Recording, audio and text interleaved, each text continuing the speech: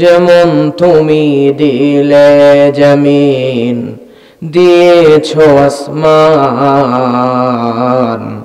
সুখের সমাজ গড়তে দিলে তেমনি কোরআন। যেমন তুমি দিলে জমিন, দিয়েছো আসমান, সুখের সমাজ গড়তে দিলে তেমনি কোরআন। তোমার দয়া ফুরান, দয়া ফুরান, দয়া ফুরান। তৃষ্ণা নিবারণে দিলে স্বচ্ছ সাধু পানি, জঠর জ্বালা জোড়াতে আর ফল ফসল জানি। তৃষ্ণা নিবারণে দিলে স্বচ্ছ সাধু পানি, জঠর জ্বালা জোড়াতে আর ফল ফসল জানি। পথের দিশাই তেমনি দিলে, পথের দিশাই তেমনি দিলে রাসূল আকরাম, রাসূল আকরাম, রাসূল আকরাম। যেমন তুমি দিলে জমিন, দিয়েছো আসমান, সুখের সমাজ গড়তে দিলে তেমনি কোরআন। আলহামদুলিল্লাহ। প্রিয় ভাইরা, এই মাহফিলে আসতে পেরে বসতে পেরে আপনারা খুশি না বেজার? আরো জোরে বলেন, খুশি না বেজার? যারা হয়েছেন খুশি, মুখে নিয়ে হাসি, আওয়াজ দিয়ে বেশি উঁচু করে কাল্লা, চিৎকার দিয়ে একবার বলেন না সুবহানাল্লাহ। আজকে আলোচনার প্রারম্ভে তেলাওয়াত করেছি কোরআন মাজিদের জনপ্রিয় একটি সূরা, সূরা লোকমান। এই সূরা থেকে একটি আয়াত তেলাওয়াত করেছি। আজকের আলোচনায় আমরা জানব আল্লাহ সুবহানাহু ওয়া তাআলা এই সূরার ভিতরে একজন মানুষের কিছু উপদেশ তুলে ধরেছেন। লোকমান নামক একজন মানুষের উপদেশ তুলে ধরেছেন, তার সন্তানদেরকে মোটামুটি 10টা উপদেশ দিয়েছে। এই 10টা উপদেশ আজকে আমরা জানব। আমরা যদি আমাদের সন্তানকে কোরআনে বর্ণিত লোকমান আলাইহিস সালামের এই 10টা উপদেশ আমার আপনার সন্তানকে সঠিকভাবে দিতে পারি, তাহলে আমাদের সন্তান আশা করা যায় দুনিয়াতেও পিতামাতার অবাধ্য হবে না, দুনিয়াতেও সফল হবে এবং আখিরাতেও সফলতার সর্বোচ্চ পর্যায়ে চলে যাবে। জোরে বলেন সুবহানাল্লাহ। প্রিয় ভাইরা, এই সূরা লোকমান কোরআন মাজিদের 31 নাম্বার সূরা। সবাই জবান খুলে বলবেন সূরার নাম্বার কত? 31 নাম্বার। সূরাতে মোট আয়াত আছে 34টি। এই সূরাটি নাজিল হয়েছে আল্লাহর হাবিবের মাক্কি জীবনে। পবিত্র কোরআনের মধ্যে মোটামুটি 8 জন নবীর নাম দিয়া আল্লাহ 8টি সূরার নামকরণ করেছেন। কয়জন? 8 জন নবীর নাম দিয়েছেন, নাম দিয়ে 8টি সূরার নামকরণ করেছেন। 8 জন মানুষের মধ্যে 6 জন হচ্ছে নবী আর 2 জন হচ্ছে ওলি। 6 জনের মধ্যে একজন হযরত ইউনূস, হযরত হুদ, হযরত ইউসুফ, হযরত ইব্রাহিম, হযরত মুহাম্মদ সাল্লাল্লাহু আলাইহি সাল্লাম এবং হযরত নূহ। এই 6 জন। আর বাকি 2 জন হচ্ছে ওলি। বাকি 2 জন কি? আল্লাহর খাস বান্দা, একজন পুরুষ একজন মহিলা। মহিলা হচ্ছে হযরত ঈসা আলাইহিস সালামের মা, নাম কি? মারিয়াম। আর পুরুষের নাম লোকমান আলাইহিস সালাম। সুবহানাল্লাহ বলবেন না? লোকমান আলাইহিস সালাম সম্পর্কে বলা হয়েছে ইন্নাহু কানা আবদান সালিহান, নিশ্চয়ই তিনি ছিলেন একজন সালেহ বান্দা, নেককার বান্দা, আল্লাহর প্রিয় একজন বান্দা। সুবহানাল্লাহ বলবেন না? প্রিয় ভাইরা, মুফাসসিরগণ এই লোকমান আলাইহিস সালাম সম্পর্কে বলতে গিয়ে বলেছেন আল্লাহ লোকমানকে 2টা জিনিস অফার করেছিল, একটা নবুয়ত আর একটা হচ্ছে হিকমত। তিনি হিকমতটাকেই পছন্দ করে নিয়েছেন। এজন্য আল্লাহ সুবহানাহু ওয়া তাআলা এই কালো মানুষ লোকমানকে এত পরিমাণ হিকমত দিয়েছেন, তার নামে সূরাও দিয়েছেন, তার উপদেশ সূরার ভিতরেও দিয়েছেন। আবার এই মানুষটাকে দুনিয়ার শ্রেষ্ঠ হিকমতওয়ালা মানুষদের মধ্যে অন্তর্ভুক্ত করেছেন। জোরে বলেন সুবহানাল্লাহ। প্রিয় ভাইরা, এই লোকমান দেখতে কিন্তু ভালো ছিলেন না, দেখতে ছিলেন একদম কালো। কেমন কালো? আপনারা বাংলাদেশে যাদেরকে আমরা কালো মানুষ বলি, আসলে বাংলাদেশে প্রকৃত কালো মানুষ কিন্তু খুঁজে পাওয়া যাবে না। বাংলাদেশে যারা আছে ওনারা শ্যামা, উজ্জ্বল শ্যামা। আসল কালো মানুষ বাংলাদেশে নাই। আসল কালো মানুষ দেখতে গেলে আমি ওমরায় গিয়েছিলাম, গিয়ে দেখলাম ওইখানে সুদানিয়ান, এরপরে আফ্রিকান কিছু মানুষ আছে, নাইজেরিয়ান কিছু মানুষ আছে যারা এত কালো, লম্বা সুঠাম দেহের অধিকারী এবং কুটকুটে কালো, এতটাই কালো আপনারা জানেন কয়রাতে তরকারি রান্না করে করে কয়রার ওপর দিকে উল্টা দিকে একদম কালো কুটকুটে হয়ে যায়, দেখেছেন তো? এই কয়রা উল্টালে যে পরিমাণ কালো তার চাইতে মনে হয় বেশি কালো। রাতের বেলা লাইট মারলেও অন্ধকার চেহারা বোঝাই মুশকিল। সুবহানাল্লাহ বলবেন না? তারা হচ্ছে অরিজিনাল কালো। বাংলাদেশে ওই রকম কালো মানুষ নাই। তবে আমি দেখেছি দুনিয়াতে, বাংলাদেশেই বলেন যেখানেই বলেন, মানুষ যারা একটু কালো তাদের অন্তরটা হয় অনেক বেশি ভালো। সুবহানাল্লাহ বলবেন না? সাদা মানুষ যারা, তাদের মধ্যে কিঞ্চিত হলেও অহংকার খুঁজে পাওয়া যায়, কিন্তু কালো মানুষগুলো মাটির মানুষ হয়, তাদের মধ্যে স্বভাবতই অহংকার জিনিসটা খুব একটা খুঁজে পাওয়া যায় না। কালো মানুষদের মধ্যে আল্লাহ জগতের সমস্ত আলো ঢুকিয়ে মানুষদের মধ্যে সরলতা দিয়ে ভর্তি করে দিয়েছেন। সুবহানাল্লাহ বলবেন না? এই লোকমান আলাইহিস সালাম ছিল একজন কালো কুটকুটে মানুষ। প্রিয় ভাইরা, এই লোকমান আলাইহিস সালামের ঠোঁটটা ছিল মোটা, দেখতে তেমন ভালো ছিলেন না, চেহারাও ছিল কালো, আবার দেখতেও ছিলেন না ভালো। কিন্তু এই লোকটাকে আল্লাহ এত পছন্দ করেছেন, এই কোরআন মাজিদের মধ্যে তার নাম দিয়ে একটা সূরা দিয়ে তার সন্তানকে দেওয়া উপদেশগুলো ওই সূরার মধ্যে আল্লাহ ইনক্লুড করে দিয়েছেন। জোরে বলেন সুবহানাল্লাহ। দুনিয়াতে তিনজন কালো মানুষ ছিল, এই তিনজনকে আমি বলি ব্ল্যাক ডায়মন্ড, অর্থাৎ কালো হীরা। তার মধ্যে একজন হচ্ছে হযরতে বেলাল। একজনের নাম কি? হযরতে বেলাল। এই হযরতে বেলাল তিনি কেমন আল্লাহর কাছে প্রিয় বান্দা ছিলেন। আল্লাহর হাবিব যখন মেরাজে গিয়েছিলেন, মেরাজে যাওয়ার পরে আল্লাহর নবী ওই জান্নাতের মধ্যে হযরতে বেলালের পায়ের আওয়াজ শুনতে পেয়েছেন। জোরে বলেন সুবহানাল্লাহ। দুই নাম্বার আরেকজন কালো মানুষ, নাম তার মাহজা। নাম কি? বদর যুদ্ধে যারা শহীদ হয়েছিল, এই শহীদদের সর্বপ্রথম ইসলামের শহীদ হযরত ওমরের গোলাম ছিলেন এই মাহজা। এই মাহজা বদরের যুদ্ধে গিয়ে বলেন আনা মাহজা ওয়া ইলা রাব্বিল আরজা বলে যুদ্ধের ময়দানে ঝাঁপিয়ে পড়ে বদরের ময়দানে প্রথম মুসলিম পুরুষ শহীদ হিসাবে তিনি আল্লাহর জান্নাতে চলে গেছেন। সুবহানাল্লাহ। আরেকজন হচ্ছে লোকমান। আরেকজন কে? লোকমান। এই তিনজন কালো মানুষ ছিলেন, কালো হীরা, ব্ল্যাক ডায়মন্ড। সুবহানাল্লাহ বলেন। লোকমান নামটা সুন্দর না? আমাদের সমাজে আমাদের সন্তানদের নাম যখন আমরা দেই, তখন আমরা আধুনিক নামকে প্রায়োরিটি দেই, বেশি প্রাধান্য দিই। কথা বলেন ঠিক কিনা? আধুনিক নাম এবং নামের সঙ্গে মিলায়া নাম রাখতে পছন্দ করি। ইসলামিক নাম খুব একটা সমাজের মধ্যে মানুষ ওই রকম ভাবে দিতে চায় না। কি ঠিক না ভুল?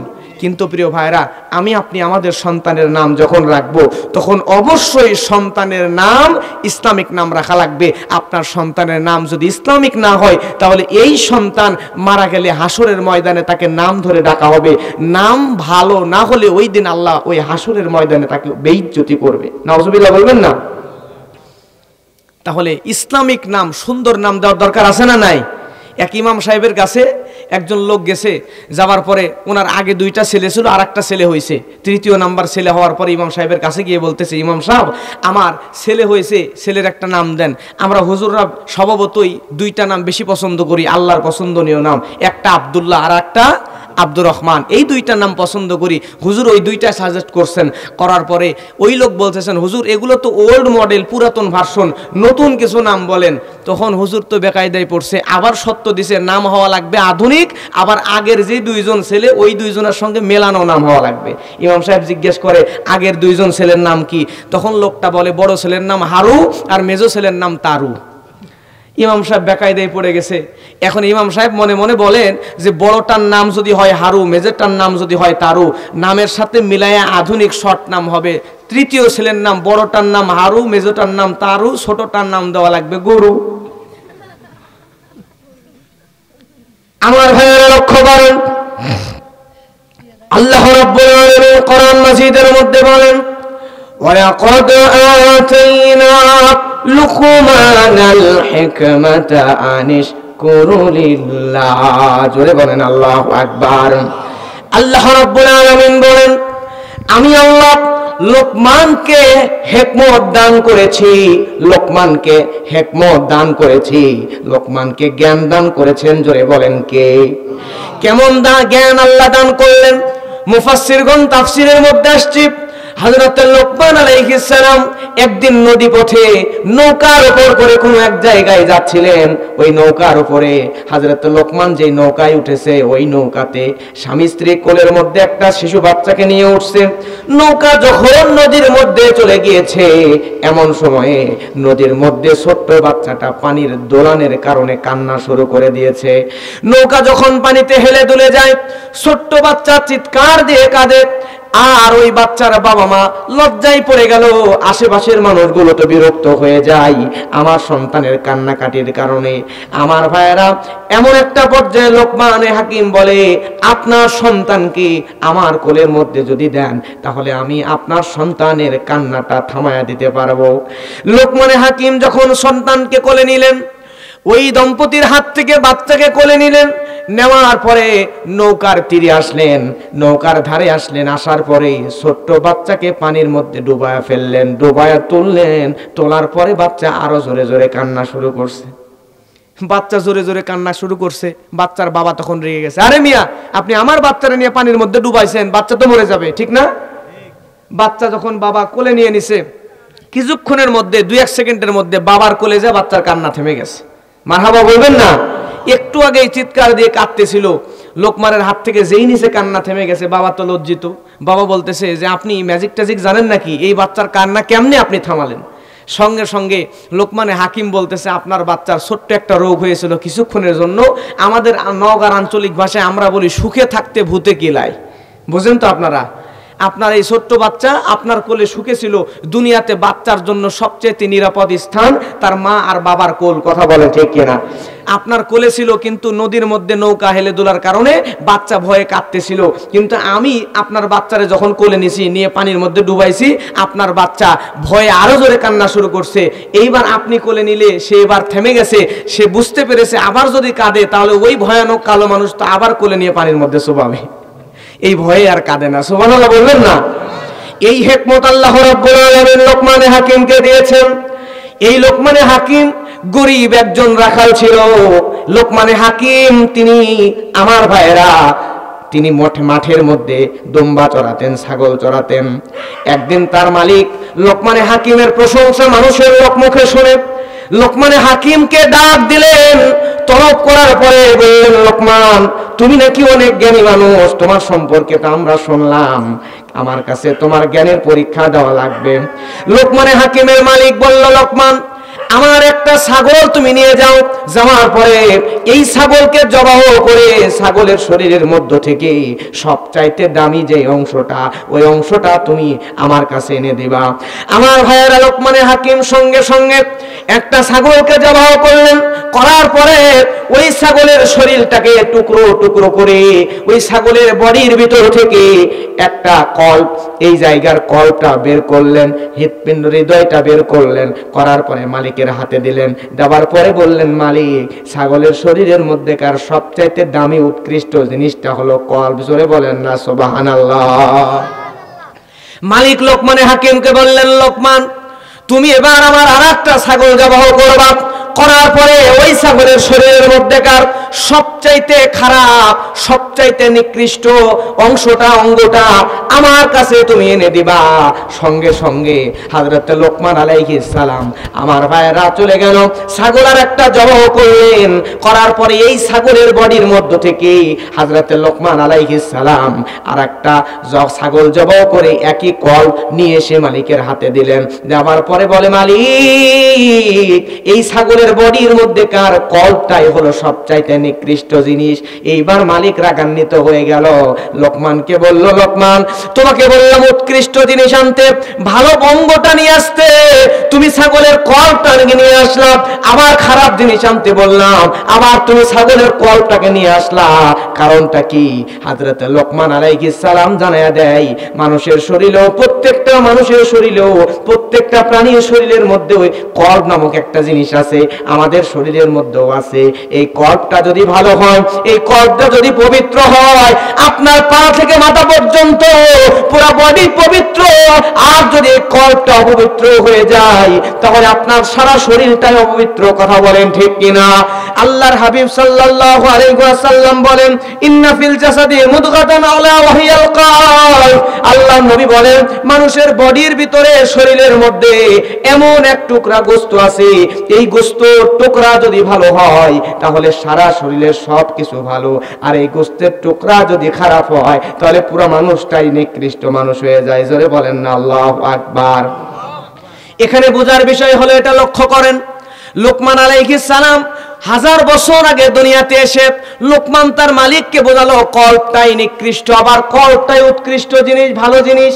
আবার তার কয়েক হাজার বছর আগে বিশ্বনবী মুহাম্মদ রাসূলুল্লাহ সাল্লাল্লাহু আলাইহি ওয়াসাল্লাম তিনি যখন দুনিয়ার জমিনে আসলেন, আসার পরে আল্লাহর নবীও তো বললেন, ইন্না ফিল জাসাদি মুদগাতান আলা ওয়াহিয়াল কলব। আল্লাহর নবীও বললেন কল্পটাই সবচেয়ে উৎকৃষ্ট, সবচেয়ে ভালো জিনিস, আবার সবচেয়ে খারাপ জিনিস। তার মানে হলো আল্লাহর নবীরাও হযরতে আদম আলাইহিস সালাম থেকে শুরু করে নিয়ে মুহাম্মদ সাল্লাল্লাহু আলাইহি ওয়াসাল্লাম পর্যন্ত যত নবী দুনিয়ার জমিনে এসেছে, একজন নবীরও একটা থিওরির সঙ্গে, একটা দাওয়াতের সঙ্গে আর একজন নবীর দাওয়াতের কিঞ্চিত পরিমাণ অমিল নাই।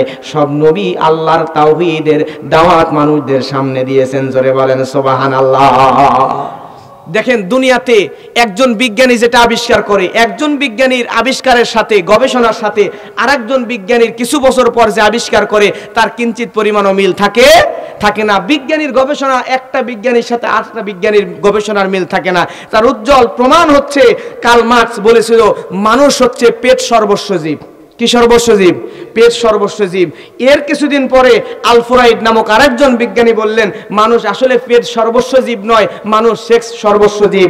তার কিছু বছর পরে ডারউইন নামক আরেকজন বিজ্ঞানী এসে বলতেছে, আসলে মানুষ পেট সর্বস্বও নয়, সেক্স সর্বস্বও নয়, মানুষ হচ্ছে বান্দর, মানুষ মানুষই না। নাউজুবিল্লাহ বলবেন না, মানুষ নাকি বান্দর থেকে আসছে।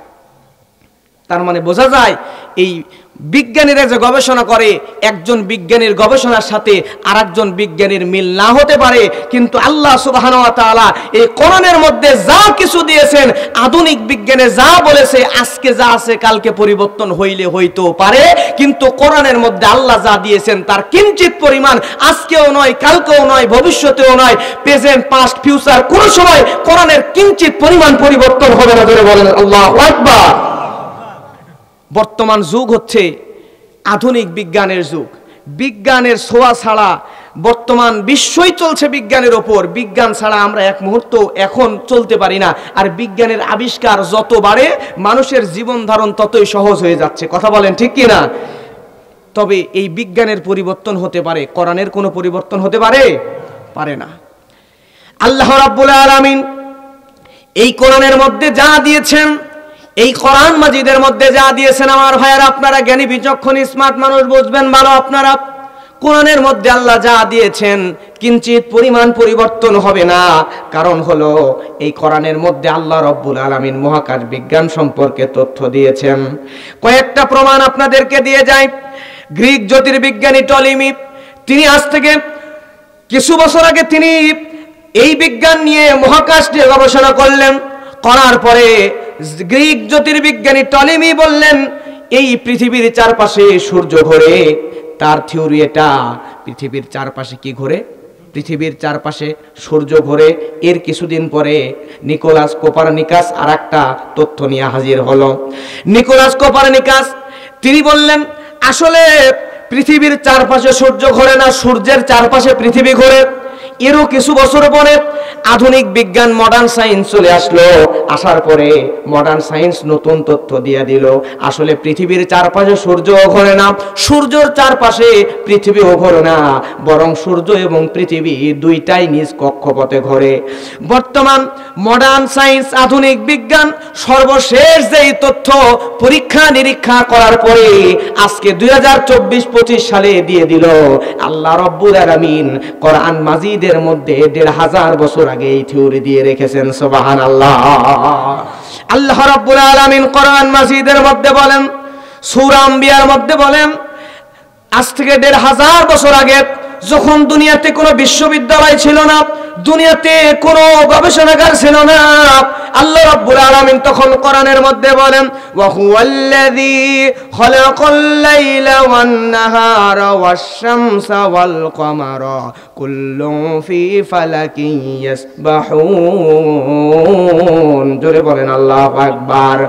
আল্লাহ রাব্বুল আলামিন ১৫০০ বছর আগে বলেন আল্লাহ রাব্বুল আলামিন সৃষ্টি করেছেন দিন এবং রাত, চন্দ্র এবং সূর্য প্রত্যেকেই নিজ কক্ষপথে ঘুরে ঘুরে বলেন আল্লাহু আকবার। গ্রিক জ্যোতির্বিজ্ঞানী টলেমি, এরপরে নিকোলাস কোপারনিকাস তাদের তথ্যকে ভুল প্রমাণ করে দিল আধুনিক বিজ্ঞান। আজকে যে তথ্য দিল আল্লাহ রাব্বুল আলামিন ১৫০০ বছর আগে কোরআনের মধ্যে সেই তথ্য দিয়ে রাখছেন। ধরে বলেন সুবহানাল্লাহ।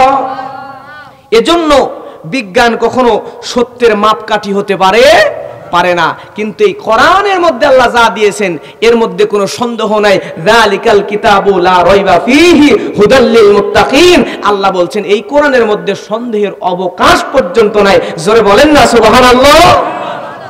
আজকে বর্তমান আধুনিক বিজ্ঞান, মডার্ন সায়েন্সের আরেকটা গবেষণার সুফল আমরা পেয়েছি। তাদের গবেষণা করে আরেকটা আবিষ্কার আমরা পেয়েছি। আবিষ্কারটার নাম হচ্ছে ফিঙ্গারপ্রিন্ট। আবিষ্কারের নাম কি? ফিঙ্গারপ্রিন্ট। আপনারা জ্ঞানী মানুষ বুঝবেন, বর্তমান সময়ে পৃথিবীর দামি দামি ইউরোপ আমেরিকার যে দেশগুলো আছে, এই দেশগুলোতে যখন অফিসের মধ্যে প্রবেশ করে তারা, তখন ফিঙ্গারপ্রিন্টের মাধ্যমে ভিতরে ঢুকতে হয়। বাংলাদেশের দিকে তাকান, আমরা যে মোবাইল ইউজ করি, এই যে ছোট ছোট ফোনগুলো, বাটন ফোন, স্মার্টফোন, ট্যাব, এগুলো ইউজ করি, এগুলোর মধ্যে সিম আছে না নাই? এই সিম উঠাইতে গেলে কিন্তু আপনার ফিঙ্গারপ্রিন্ট লাগে। ফিঙ্গারপ্রিন্ট ছাড়া সিম উঠানো যায় না। আমার প্রিয় ভাইরা, বর্তমান সময়ে ফিঙ্গারপ্রিন্টের এত প্রয়োজন, অফিস, আদালত, মোবাইলের সিম তুলতে গেলে সব জায়গায় এই ফিঙ্গারপ্রিন্টের ব্যবহার হয়। এই ফিঙ্গারপ্রিন্টের আবিষ্কার বর্তমান মডার্ন সায়েন্স করেছে, ঠিক আছে। এটার আবিষ্কার হয় সর্বপ্রথম, উইকিপিডিয়া দেখেন, গুগল দেখেন, পড়াশোনা করলেই পাবেন। 1892 সালে সৈয়দ কাজী আজিজুল হক, নাম কি? সৈয়দ কাজী আজিজুল হক 1892 সালে, এবং তার সাথে হেমচন্দ্র বোস, এই দুইজন মিলে একটা গবেষণা করে সর্বপ্রথম 1892 সালে এই ফিঙ্গারপ্রিন্টটা আবিষ্কার করে। কত সালে? 1892 সালে।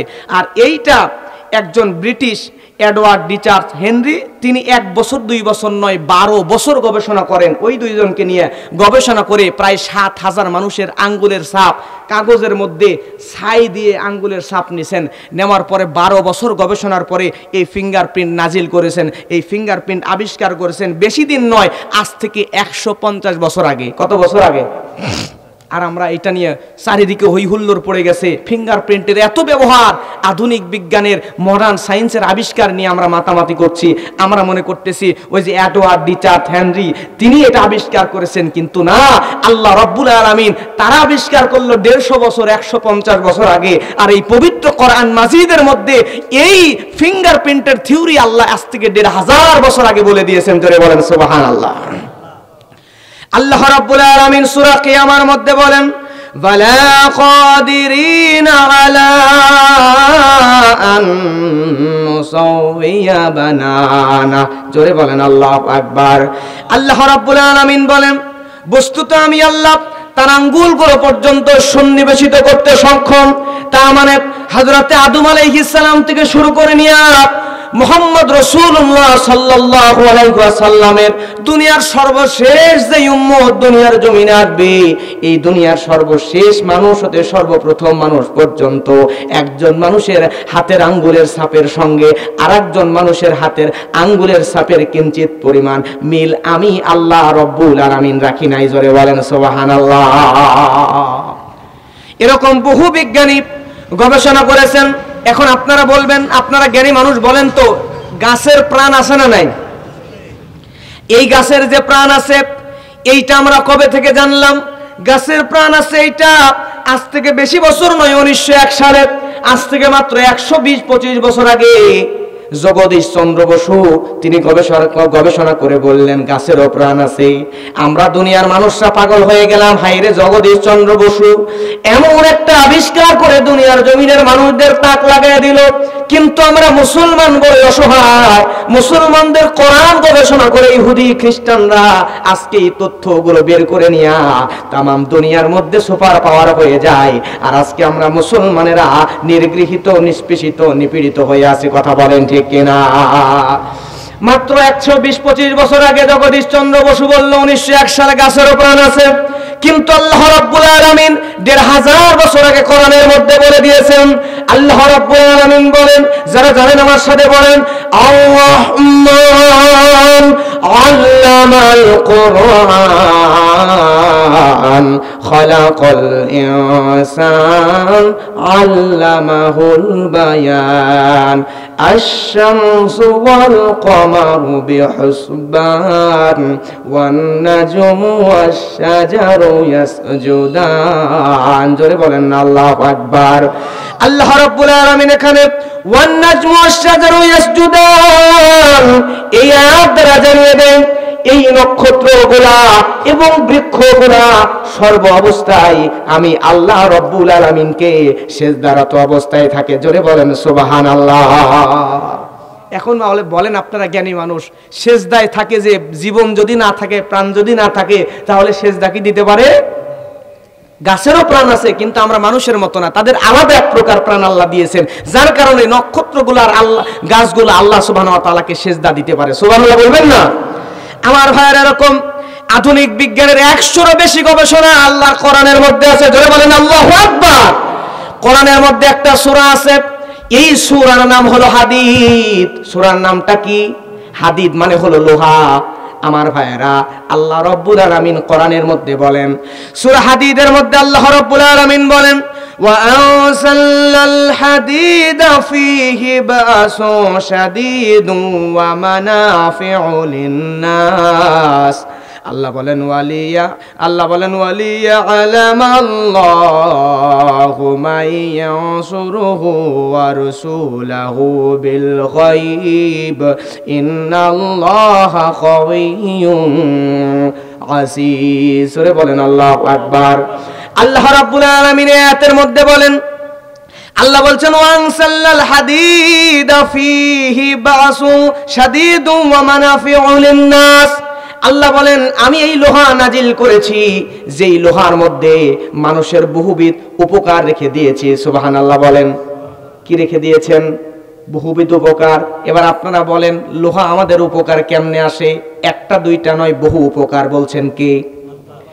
এবার বলেন তো, এই যে মাইকের স্ট্যান্ড, এটাতে কি আছে? লোহা আছে। আপনার বাসায় আপনি যে টিন লাগাইছেন, আপনি যেটাতে রান্না করে তো খান, সেটা কিসের তৈরি? গ্যাসের চুলা কিসের তৈরি? সিলিন্ডার কিসের তৈরি? ফ্রিজের মধ্যে কি আছে? দুনিয়াতে যা আছে মানে লোহা ছাড়া আমরা মানুষরা অচল, এরকম একটা অবস্থা। সুবহানাল্লাহ বলবেন না? আল্লাহ কোরআনে বলছেন আমি এই লোহাকে নাজিল করেছি, যে লোহার মধ্যে আছে বহুবিধ উপকার। জোরে বলেন না সুবহানাল্লাহ। দুনিয়াতে সব ক্ষেত্রে লোহা ছাড়া আপনি চলতেই পারবেন না। আমার ভাইয়েরা, সব জায়গায় লোহা আছে। শুধু তাই নয়, আল্লাহ রাব্বুল আলামিন কোরআনের মধ্যে বলছেন বাসু শাদীদ। আল্লাহ বললেন এই লোহার মধ্যে আমি আল্লাহ দিয়েছি প্রচন্ড ক্ষমতা। লোহার মধ্যে আল্লাহ কেন বললেন প্রচন্ড ক্ষমতা দিয়েছি? কারণ হলো আমার ভাইয়েরা, 1945 সালে আমেরিকার একজন বিজ্ঞানী পারমাণবিক অ্যাটম বোমা আবিষ্কার করলো। যেই পারমাণবিক অ্যাটম বোমার এত পাওয়ার, জাপানের হিরোশিমার মধ্যে এই পারমাণবিক অ্যাটম বোমা, জাপান তখন সুপার পাওয়ার ছিল, প্রায় অনেক শক্তিধর একটা দেশ ছিল। জাপান নিজের শক্তি প্রদর্শন করার জন্য আমেরিকার সমুদ্র বন্দরের মধ্যে, আমেরিকার জাহাজের মধ্যে বোমা হামলা করেছিল, যার পরিপ্রেক্ষিতে আমেরিকা আবার জাপানের উপরে এমন শক্তিশালী একটা পারমাণবিক বোমা ওই জাপানের হিরোশিমার মধ্যে মারছে। যারা জ্ঞানী শিক্ষিত মানুষ, যারা খবর দেখেন, তারা জানেন ওই জাপানের হিরোশিমার মধ্যেই অ্যাটম বোমা, পারমাণবিক বোমা মারার কারণে আজকে পর্যন্ত ওই এলাকার মধ্যে কোনো সবুজ গাছপালা উদিত হয় না। জোরে বলেন আল্লাহু আকবার। পুরো এলাকা মরুভূমি হয়ে গিয়েছে। শুধু তাই নয়, এখন পর্যন্ত এলাকায় যদি কোনো মানুষের সন্তান হয় তাহলে ওই পারমাণবিক বোমার এতই শক্তি, এখনো সন্তান হলে প্রতিবন্ধী সন্তান জন্ম নেয়। মানুষগুলো পুড়ে গিয়েছিল, যারা জীবিত হয়েছিল কয়েকদিন পর্যন্ত, যারা জীবিত ছিল তাদের শরীরের মধ্যে বাতাস এসে লাগলেই আগুন জ্বলে ওঠে। এই পারমাণবিক বোমার মধ্যে এতই ক্ষমতা, 1945 সালে আমেরিকার যে বিজ্ঞানী পারমাণবিক অ্যাটম বোমা আবিষ্কার করলো, এই পারমাণবিক অ্যাটম বোমা আবিষ্কার করার পরে ওই বিজ্ঞানী সাক্ষাৎকারে আসলো, আসার পরে আমেরিকার বিজ্ঞানী এই পারমাণবিক অ্যাটম বোমা তৈরির যে উপাদানগুলো সেগুলো নিয়ে আলোচনা করলো। করতে করতে এক পর্যায়ে বলে দিল, এই পারমাণবিক অ্যাটম বোমা তৈরি করতে সবচাইতে বেশি যেই জিনিসের প্রয়োজন হয় সেটা হলো লৌহ কণা। জোরে বলেন সুবহানাল্লাহ। কিসের কণা? লোহার ছোট ছোট কণা। আল্লাহ এজন্যই বলছেন, রব্বুল আলামিন কোরআনের মধ্যে বললেন বাসু শাদীদ, এর মধ্যে আছে প্রচন্ড শক্তি, যে প্রচন্ড শক্তি দিয়া পারমাণবিক অ্যাটম বোমা বানিয়ে কোন এলাকার মধ্যে মারলে ওই এলাকার মধ্যে গাছ পর্যন্ত জন্ম নেয়, সব ধূলিসাৎ হয়ে যায়। ধরে বলেন আল্লাহু আকবার। বাংলাদেশের মধ্যে যদি মারা হয়, এই বাংলাদেশটাকে ধ্বংস করতে দুই একটা পারমাণবিক বোমা মারলে কয়েক ঘন্টার মধ্যে পুরো দেশ ধ্বংস করে ফেলা যায়। আল্লাহু আকবার বলবেন না? আমার ভাইয়েরা, এই হলো পারমাণবিক অ্যাটম বোমা। আল্লাহ রাব্বুল আলামিন আয়াতের শুরুতেই বললেন ওয়ানসাল্লাল হাদিদ। আল্লাহ বললেন আমি আল্লাহ লোহা নাজিল করেছি। আপনারা জ্ঞানী মানুষ বুঝবেন, আল্লাহ শুধুমাত্র আকাশ থেকে যেগুলো নিচের দিকে নাজিল করেছেন সেই জায়গায় আল্লাহ আনসালা আনসালনা উনসিলা শব্দ উচ্চারণ করেন। তার মানে আকাশ থেকে নাজিল হয়েছে তিনটা জিনিস। কয়টা? কষ্ট হয় আপনাদের? সবাই একটু হাত তোলেন তো, সবাই হাত তোলেন, একটু জোরে তাকবীর দেবেন, অলসতা যাতে কেটে যায়। লিল্লাহু তাকবীর, নারায়ে তাকবীর। হাত নামান। আমার ভাইরা, আমি মনে করি 1000 ঘন্টা কিসসা কাহিনী বানোয়াট গল্প শোনার থেকে 1টা ঘন্টা কোরআন মাজিদ থেকে এই তথ্যগুলো, কোরআন হাদিসের কথাগুলো শুনলে আমাদের জীবনে বেশি ফায়দা আসবে। কথা বলেন ঠিক কিনা? আর আগামীর বাংলাদেশ কিসসা কাহিনীর দিন শেষ, কোরআন হাদিসের বাংলাদেশ। কথা বলেন ঠিক কিনা? এখন থেকে কোরআনের তাফসীর মাহফিলে যাকেই দাওয়াত দিবেন, মঞ্চে উঠলে আগেই কোরআন হাতে দিয়ে বলবেন হুজুর যা বলবেন বলেন, অসুবিধা নাই, কিন্তু কোরআন হাদিসের বাইরে আমরা একটা কথাও শুনতে চাই না। কথা বলেন ঠিক কিনা? প্রিয় ভাইরা, তাহলে বলছিলাম আল্লাহ যেগুলো আকাশ থেকে নাজিল করেন তার আগেই উনজিলা আনজালনা শব্দ উচ্চারণ করেন। আকাশ থেকে নাজিল হয় তিনটা জিনিস। কয়টা? একটা হলো বৃষ্টি, নাজিল হয় কোথা থেকে? উপর থেকে নামে, এই জন্য আল্লাহ নাজিল শব্দ উচ্চারণ করলেন। এরপরে ফেরেশতা আসমান থেকে নাজিল হয়। এরপরে আল্লাহর এই পবিত্র কোরআন, এই কোরআনটাও আসমান থেকে নাজিল হয়েছে। এই তিনটা জিনিস আসমান থেকে নাজিল হয়েছে, এজন্য আল্লাহ আনসালনা উনসিলা শব্দ উচ্চারণ করতে পারেন। কিন্তু লোহা তো আমরা মাটির নিচে খনি থেকে পাই, ঠিক না? লোহা মাটির নিচে খনি থেকে বের হয়। তাহলে লোহার আগে আল্লাহ কেন ওয়ানসাল্লাল হাদিদ শব্দ উচ্চারণ করলেন? এই উচ্চারণ করার কারণ কি? আল্লাহ কেন বললেন লোহা আমি আল্লাহ নাজিল করেছি? জানার দরকার আছে না নাই? ফেরেশতার ক্ষেত্রে, কোরআনের ক্ষেত্রে, বৃষ্টির ক্ষেত্রে না হয় বললেন আসমান থেকে নাজিল হয় তাই বললেন নাজিল করেছি, কিন্তু ওয়ানসাল্লাল হাদিদ লোহা নাজিল করেছি শব্দ আল্লাহ কেন বললেন কোরআনের মধ্যে? কারণ হলো আমার ভাইয়েরা, বিজ্ঞানীরা এটা নিয়ে গবেষণা করে দেখতেছে, ওই আসমানের উপরে যে সূর্য আছে, ওই সূর্যটা তাপ দিয়া তাপতে তাপতে 15 লক্ষ ডিগ্রি সেলসিয়াস তাপমাত্রায় গলতে থাকে। তাপতে তাপতে ওই সূর্যটা তেপে যায়, এত বেশি উত্তাপ ছড়ায়। তারপরে সূর্যের মধ্যে মাঝে মধ্যে বিস্ফোরণ ঘটে। ছোট ছোট সূর্যের মধ্যে ছোট ছোট একটা করে বিস্ফোরণ ঘটে। যেই বিস্ফোরণের কারণে 15 লক্ষ ডিগ্রি সেলসিয়াস তাপে ওই সূর্যের বিস্ফোরিত কণাগুলো আসমান থেকে তারা যেমন জমিনের মধ্যে খরে খরে পড়ে যায়, ঠিক তেমন করে সূর্যের কণাগুলো দুনিয়ার বিভিন্ন জায়গায় ছিন্ন বিচ্ছিন্ন হয়ে সূর্যের কণাগুলো জমিনের মধ্যে পড়ে যায়। যাবার পরে সূর্যের কণাগুলো জমিনের কয়েক স্তবক নিচে চলে যায়। মাটির 7টা স্তবক আছে, কয়েকটা স্তবক নিচে সূর্যের কণাগুলো চলে যায়। যাবার পরে 15 লক্ষ ডিগ্রি সেলসিয়াস তাপে ওই সূর্যের কণাগুলো গলে গলে লোহাতে পরিণত হয়ে যায়। যেহেতু সূর্য আসমান থেকে সূর্যের কণা মাটিতে পড়ে ওইগুলো তাপের কারণে লোহা হয়ে যায়। এজন্যই আল্লাহ রাব্বুল আলামিন লোহার আগেও নাজিল করেছে শব্দ উচ্চারণ করলেন সুবহানাল্লাহ। এরকম কোরআনের মধ্যে একটা দুইটা নয়, 100-র উপরেও বেশি আধুনিক বিজ্ঞানের থিওরি গবেষণা আল্লাহ কোরআনের মধ্যে দিয়েছেন, কিন্তু আমরা কোরআন গবেষণা করি না। আমরা আজকে ফতোয়া নিয়ে গন্ডগোল করা নিয়ে ব্যস্ত, আর ইহুদি খ্রিস্টানরা কোরআন গবেষণা করে দুনিয়ার সুপার পাওয়ার হয়ে যাচ্ছে। কথা বলে ঠিক কিনা?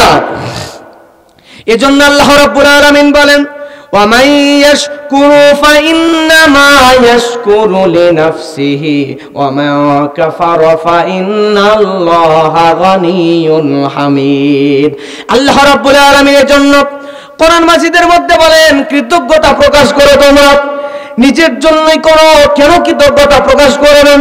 আল্লাহ আমাদেরকে এমন ব্রেন দিল, ওই আল্লাহর দেওয়া ব্রেন নিয়ে আমরা ডাক্তার হলাম, মাস্টার হলাম, আমরা ইঞ্জিনিয়ার হলাম, আমরা বিমান তৈরি করলাম, ক্যামেরা তৈরি করলাম, আমরা কম্পিউটার তৈরি করলাম, স্মার্টফোন তৈরি করলাম। এত কিছু তৈরি করার পিছনে ব্রেন বুদ্ধি জ্ঞান দিলেন যিনি, জোরে বলেন তার নাম কি? এজন্য আল্লাহ রাব্বুল আলামিন বলেন, ও বান্দা, ওয়া মা ইয়াশকুরু ফাইন্নামা ইয়াশকুরু লিনাফসিহি ওয়া মা কাফারা ফাইন্নাল্লাহা গানিয়্যুন হামিদ। আমি আল্লাহ রাব্বুল আলামিন তোমাকে জ্ঞান দান করেছি, এজন্য তোমরা আমি আল্লাহর শুকরিয়া আদায় করো। জোরে বলেন আলহামদুলিল্লাহ, আরো জোরে বলেন আলহামদুলিল্লাহ। আমার ভাইরা, তাহলে বলছিলাম আল্লাহ লোকমান হাকিমকে জ্ঞান দান করলেন, আর আল্লাহর দেওয়া জ্ঞান নিয়ে লোকমান হাকিম তার সন্তানকে উপদেশ দিচ্ছেন। জোরে বলেন তো, উপদেশ দেবেন কয়টা বলেছিলাম? সবাই কথা বলছেন না, সবাই বলবেন কয়টা? 10টা উপদেশ দিয়েছিল। এইবার আমরা জানবো উপদেশগুলো। 1 নম্বর উপদেশ আল্লাহ রাব্বুল আলামিন কোরআনের মধ্যে জানায়া দেয়, লোকমান তার সন্তানকে বলেন, ওয়া ইযা ক্বালা লুকমানু লিবনিহি ওয়া হুয়া ইয়াইদুহু ইয়া বুনাইয়া ইয়া বুনাইয়া লা তুশরিক বিল্লাহ ইন্নাশ শিরকা লাযুলমুন আযীম। জোরে বলেন আল্লাহু আকবার। আল্লাহ রাব্বুল আলামিন কোরআন মাজিদের মধ্যে বলেন, স্মরণ করো যখন লোকমান তার পুত্রকে বলেছিল ইয়া বুনাইয়া। লক্ষ্য করেন ভাইয়েরা, আল্লাহ রাব্বুল আলামিন এই শব্দ না বলে ইয়া ইবনিয়া শব্দ উচ্চারণ করতে বলতেন। আল্লাহ হে পুত্র শব্দ উচ্চারণ না করে আল্লাহ কেন ইয়া বুনাইয়া শব্দ উচ্চারণ করলেন? লোকমান ইয়া বুনাইয়া কেন বলল? হে কলিজার টুকরা সন্তান কেন বলল? এর পিছনে কারণ জোরে বলেন আছে না নাই? কারণ হচ্ছে, আপনি আপনার বাড়ি থেকে ধানের একটা বস্তা বাজারে নিয়ে যাওয়া লাগবে। আপনার ছেলেকে যদি বলেন, যাই এদিকে আয়, এই ধানের বস্তাটা তাড়াতাড়ি নিয়ে যা, ধানের বস্তা নিয়ে ওই রাস্তায় ওই কোনায় রাখবি, ছেলে কি কথা শুনতে চাইবে? শুনতে চাইবে না। এবার যদি আপনার ছেলেকে বলেন, বাবা এদিকে আসো, তুমি আসলে অনেক ভালো একটা ছেলে, তোমার মতো ছেলে আশেপাশে এলাকায় একটাও নাই, তোমার মতো ছেলেকে আমি পাইছি, পিতা হিসেবে আমি তোমার জন্য অনেক গর্বিত, আলহামদুলিল্লাহ, তুমি আসলে অনেক ভালো ছেলে। বাবা তুমি তো আমার কলিজার টুকরা ছেলে, আমি তোমাকে অনেক ভালোবাসি। বাবার এই যে বস্তাটা, এটা একটু ওই যে ওখানে একটু রেখে দাও তো বাবা। এবার বলেন তো এই ছেলে কথা শুনবে কি শুনবে না? আমার ভাইয়ারে, এতটুকু কাজ করতে হবে। সন্তানকে সুন্দরভাবে বলতে হবে, সন্তানের সামনে উগ্রতা দেখানো যাবে না, রাগ দেখানো যাবে না। আপনি যদি আপনার সন্তানকে সুন্দরভাবে, লোকমান তার ছেলেকে যেমন করে বলেছিল ইয়া বুনাইয়া, হে আমার কলিজার টুকরা সন্তান, তারপর বলছে বাবারে 1 নম্বর উপদেশ, তোমরা শিরিক করবা না। কি করবা না? 1 নম্বরে লা তুশরিক বিল্লাহ, না কখনোই শিরিক করবা না, কারণ ইন্নাশ শিরকা লাযুলমুন আযীম। শিরিক হচ্ছে চরম জঘন্যতম ঘৃণিত একটা গুনাহ, ঘৃণিত একটা পাপ। এজন্য শিরিক কখনোই করা, জোরে বলেন যাবে, শিরিক করা যাবে না। তাহলে আপনি আমাদের সন্তানকে 1 নম্বরে শিখাবো, বাবারে তোমরা কখনোই শিরিক করবে না, কারণ শিরিক যদি করে ওই বান্দা শিরিক করার কারণে অন্যান্য গুনাহ করলে আল্লাহ মাফ করে জান্নাতে দিতে পারে, কিন্তু শিরকের গুনাহ আমলনামায় থাকলে কখনোই সে জান্নাতে যেতে পারবে। কিন্তু আমাদের সমাজে শিরিক, জোরে বলেন আছে না নাই? আমাদের সমাজে দেখবেন কিছু কিছু মানুষ আছে, ওই যে পোস্টার দিয়ে দেয়, কামুখ্যা থেকে ট্রেনিং প্রাপ্ত বাবা, ওনার কাছে যাবেন, প্রেম ভালোবাসায় অমিল, স্বামী স্ত্রী দুইজনে মিল হয় না, আপনি অন্যর মেয়েকে বশ করে নিজের বউ বানাতে চান, চাকরি নাই, বেতন নাই, সন্তান নাই, বাবার একটা তাবিজেই কাজ হয়ে যাবে, এরকম ব্যানার এলাকার মধ্যে দেয় কি দেয় না? প্রিয় ভাইরা, আমি তো অবাক হয়ে যাই, এগুলো কি ধরনের ভণ্ডামি? আচ্ছা বলেন তো, বাবার তাবিজ দিয়া যদি অন্যের সুন্দরী মেয়েকে বিয়ে করে বউ বানানো যাইতো, তাহলে আমি হুজুরের তাবিজ দিয়া আপনার জন্য সুন্দরী মেয়ে বউ না বানায়, আমি তো আগেই নিজের পায়ে একটা, কোমরে একটা, হাতি একটা, গলে একটা, 10-12টা তাবিজ লাগাইয়া আমি তো সব সুন্দরী মেয়েগুলোর আগে বিয়ে করতাম। কথা বলেন ঠিক কিনা? আমি নিজে বিয়ে না করে আপনারা বিয়ে করাইতাম। আর তাবিজ দিয়ে যদি কোটিপতি হওয়া যায়, কোটিপতি হওয়া গেলে তো আমি পায়ে, কোমরে, গলায়, মাজায় সব জায়গায় 15-20টা তাবিজ বাইন্দা আমি তো নিজে কোটিপতি হয়ে বসে থাকতাম।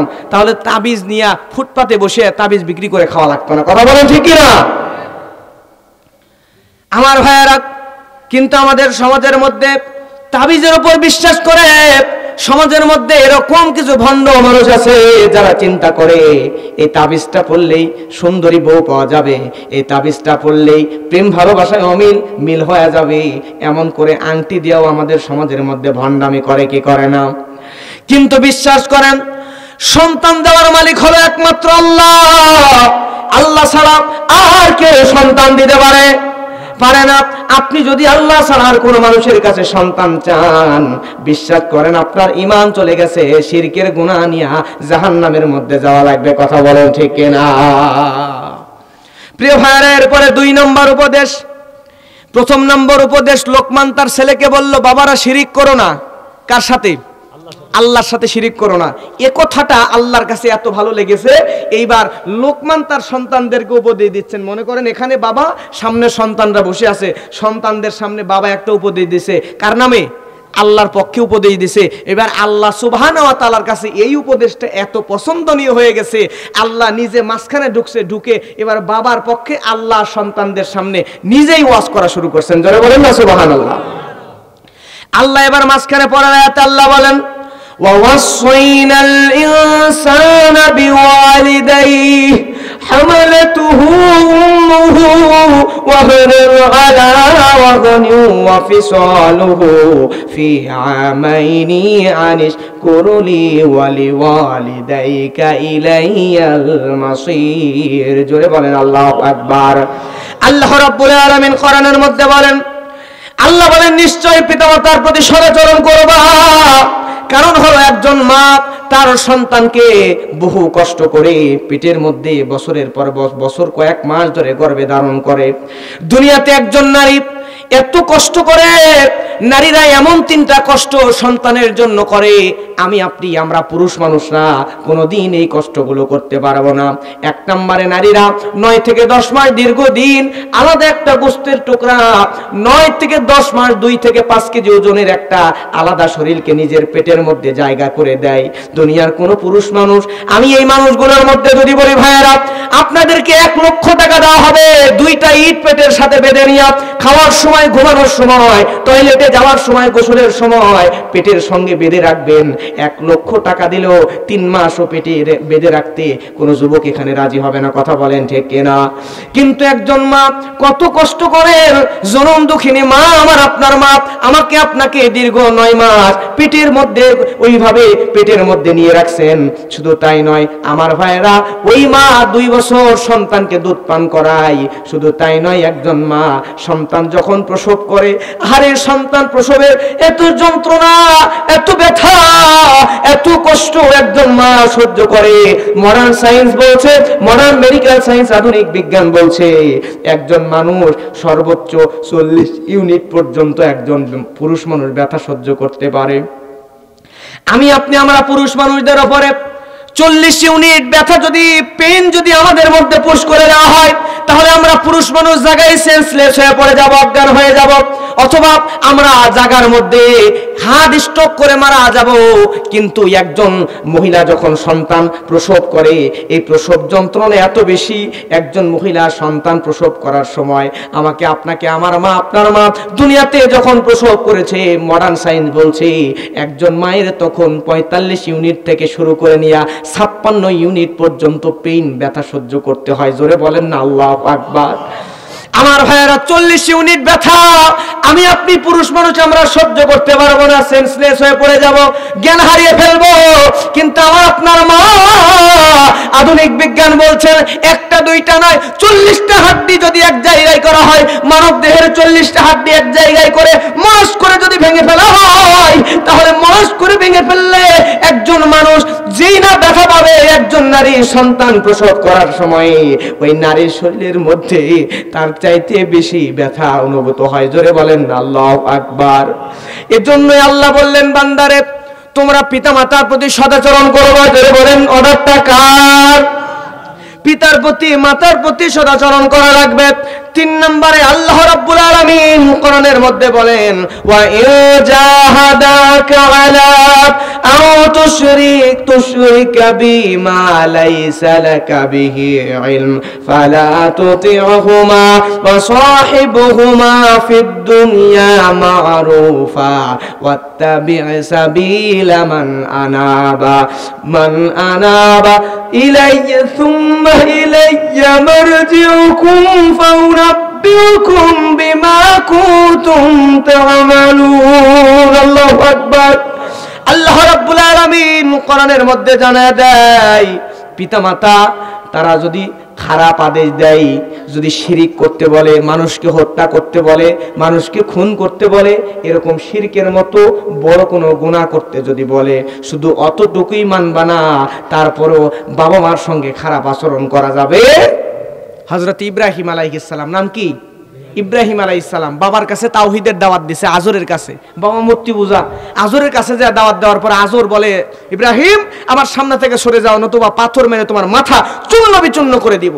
ইব্রাহিম আলাইহিস সালাম সঙ্গে সঙ্গে বাবাকে বলতেছে যে আল্লাহ আপনার উপর শান্তি বর্ষণ করুক। সুবহানাল্লাহ বলবেন না?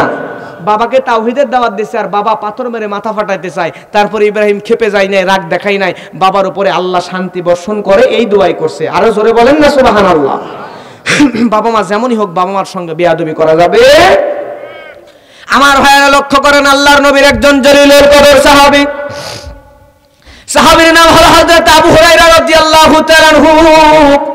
এই সাহাবী তার ইসলাম কবুল করেছেন নবীর দরবারে। নবীজির কদম মোবারক থেকে যখন মায়ের কাছে গেছে, জনম দুঃখিনী বৃদ্ধা মা হযরত আবু হুরায়রাকে বলে আবু হুরায়রা তুমি কই গিয়েছিলা? আমার ভাইরা লক্ষ্য করেন আবু হুরায়রা রাদিয়াল্লাহু তাআলা আনহু বলেন ও মা আমি হলো দরবারে নববীর কদম মোবারক থেকে তোমার কাছে আসলাম। মা বলে আবু হুরায়রা তুমি যদি মুহাম্মাদের দরবার ছেড়ে না দিতে পারো আমি মা তোমাকে পিটাবো, আমি মা তোমাকে কষ্ট দিব। আবু হুরায়রা বলে মা আমি আবু হুরায়রাকে মারতে মারতে যদি দুনিয়া থেকে বিদায় করে দেন তারপরও আমি আবু হুরায়রা আল্লাহর নবীর কদম মোবারক ছাড়তে পারবো না। সুবহানাল্লাহ। আবু হুরায়রার মা বৃদ্ধ মানুষ, আবু হুরায়রাকে মারতে মারতে প্রায় রক্তাক্ত করে ফেলল। আবু হুরায়রা তারপর লক্ষ্য করে আমার বৃদ্ধ মা মুশরিকা মানুষ, আমার মা আমাকে মারতে গিয়ে যেন নিজের শরীরে কোনো আঘাত প্রাপ্ত না হয় এই দিকে খেয়াল রাখে। জোরে বলেন না সুবহানাল্লাহ। সুস্থ শরীর নিয়ে আবু হুরায়রা রাদিয়াল্লাহু তাআলা আনহু বিশ্ব নবীর দরবারে চলে গেলেন। আল্লাহর হাবিব সাল্লাল্লাহু আলাইহি ওয়াসাল্লামের দরবারে গিয়ে বলে ইয়া রাসূলুল্লাহ এই যে দেখেন আমার জনম দুঃখিনী মা, আমি আবু হুরায়রাকে আপনার দরবারে আসি এই অপরাধে আমারে পিটাইছে। আল্লাহর হাবিব বলে আবু হুরায়রা তোমার মা তোমাকে পিটাইছে, আমি আল্লাহর নবীরও এই জায়গায় কিছুই করার নাই। সুবহানাল্লাহ। আবু হুরায়রা বলে ইয়া রাসূলুল্লাহ আমি আমার মায়ের বিরুদ্ধে আপনার কাছে অভিযোগ দিতে আসি নাই, কিন্তু আমি আপনার কাছে এসেছি কারণ হলো আমি আমার বৃদ্ধা মাকে বড়ই ভালোবাসি। আল্লাহর নবী আপনি যা দোয়া করেন আল্লাহ তো তাই কবুল করে নেয়। আমি আপনার কাছে এসেছি এজন্য ও আল্লাহর নবী আল্লাহর হাবিব আপনার কাছে আমি আসলাম এই কারণে আপনি একটু আল্লাহ রাব্বুল আলামিন পরওয়ারদিগারের কাছে দুইটা হাত তুলে আমার বৃদ্ধা মুশরিকা মায়ের জন্য দোয়া করে দেন, আল্লাহ রাব্বুল আলামিন যেন আমার মাকে ক্ষমা করে দেয়। আল্লাহর হাবিব সাল্লাল্লাহু আলাইহি ওয়াসাল্লাম এরকম করে দুই হাত উঁচু করে আবু হুরায়রার মায়ের জন্য দোয়া করা শুরু করে দিল। আবু হুরায়রা রাদিয়াল্লাহু তাআলা তিনি আল্লাহর হাবিবের দরবার থেকে এক দৌড় দিয়া তিনি তার নিজের বাড়ির উদ্দেশ্যে চলে যাচ্ছেন। এমন সময় রাস্তার মধ্যে সাহাবীরা অন্যান্য মানুষরা আবু হুরায়রার দৌড়ের দৃশ্য দেখে তারা চিন্তা করে আবু হুরায়রা তো মুআদ্দাব মানুষ, ভদ্র মানুষ, নম্র মানুষ, শালীন মানুষ, আবু হুরায়রাকে কোনোদিন লাফালাফি করতে দেখি নাই, কোনোদিন ঝাপাঝাপি করতে দেখি নাই। আবু হুরায়রার মতো শান্ত নম্র ভদ্র মানুষ এলাকায় তো খুব কম আছে। হঠাৎ করে আজকে কি এমন হয়ে গেল? আবু হুরায়রা আজকে কেন দৌড়াচ্ছে, কারণটা কি?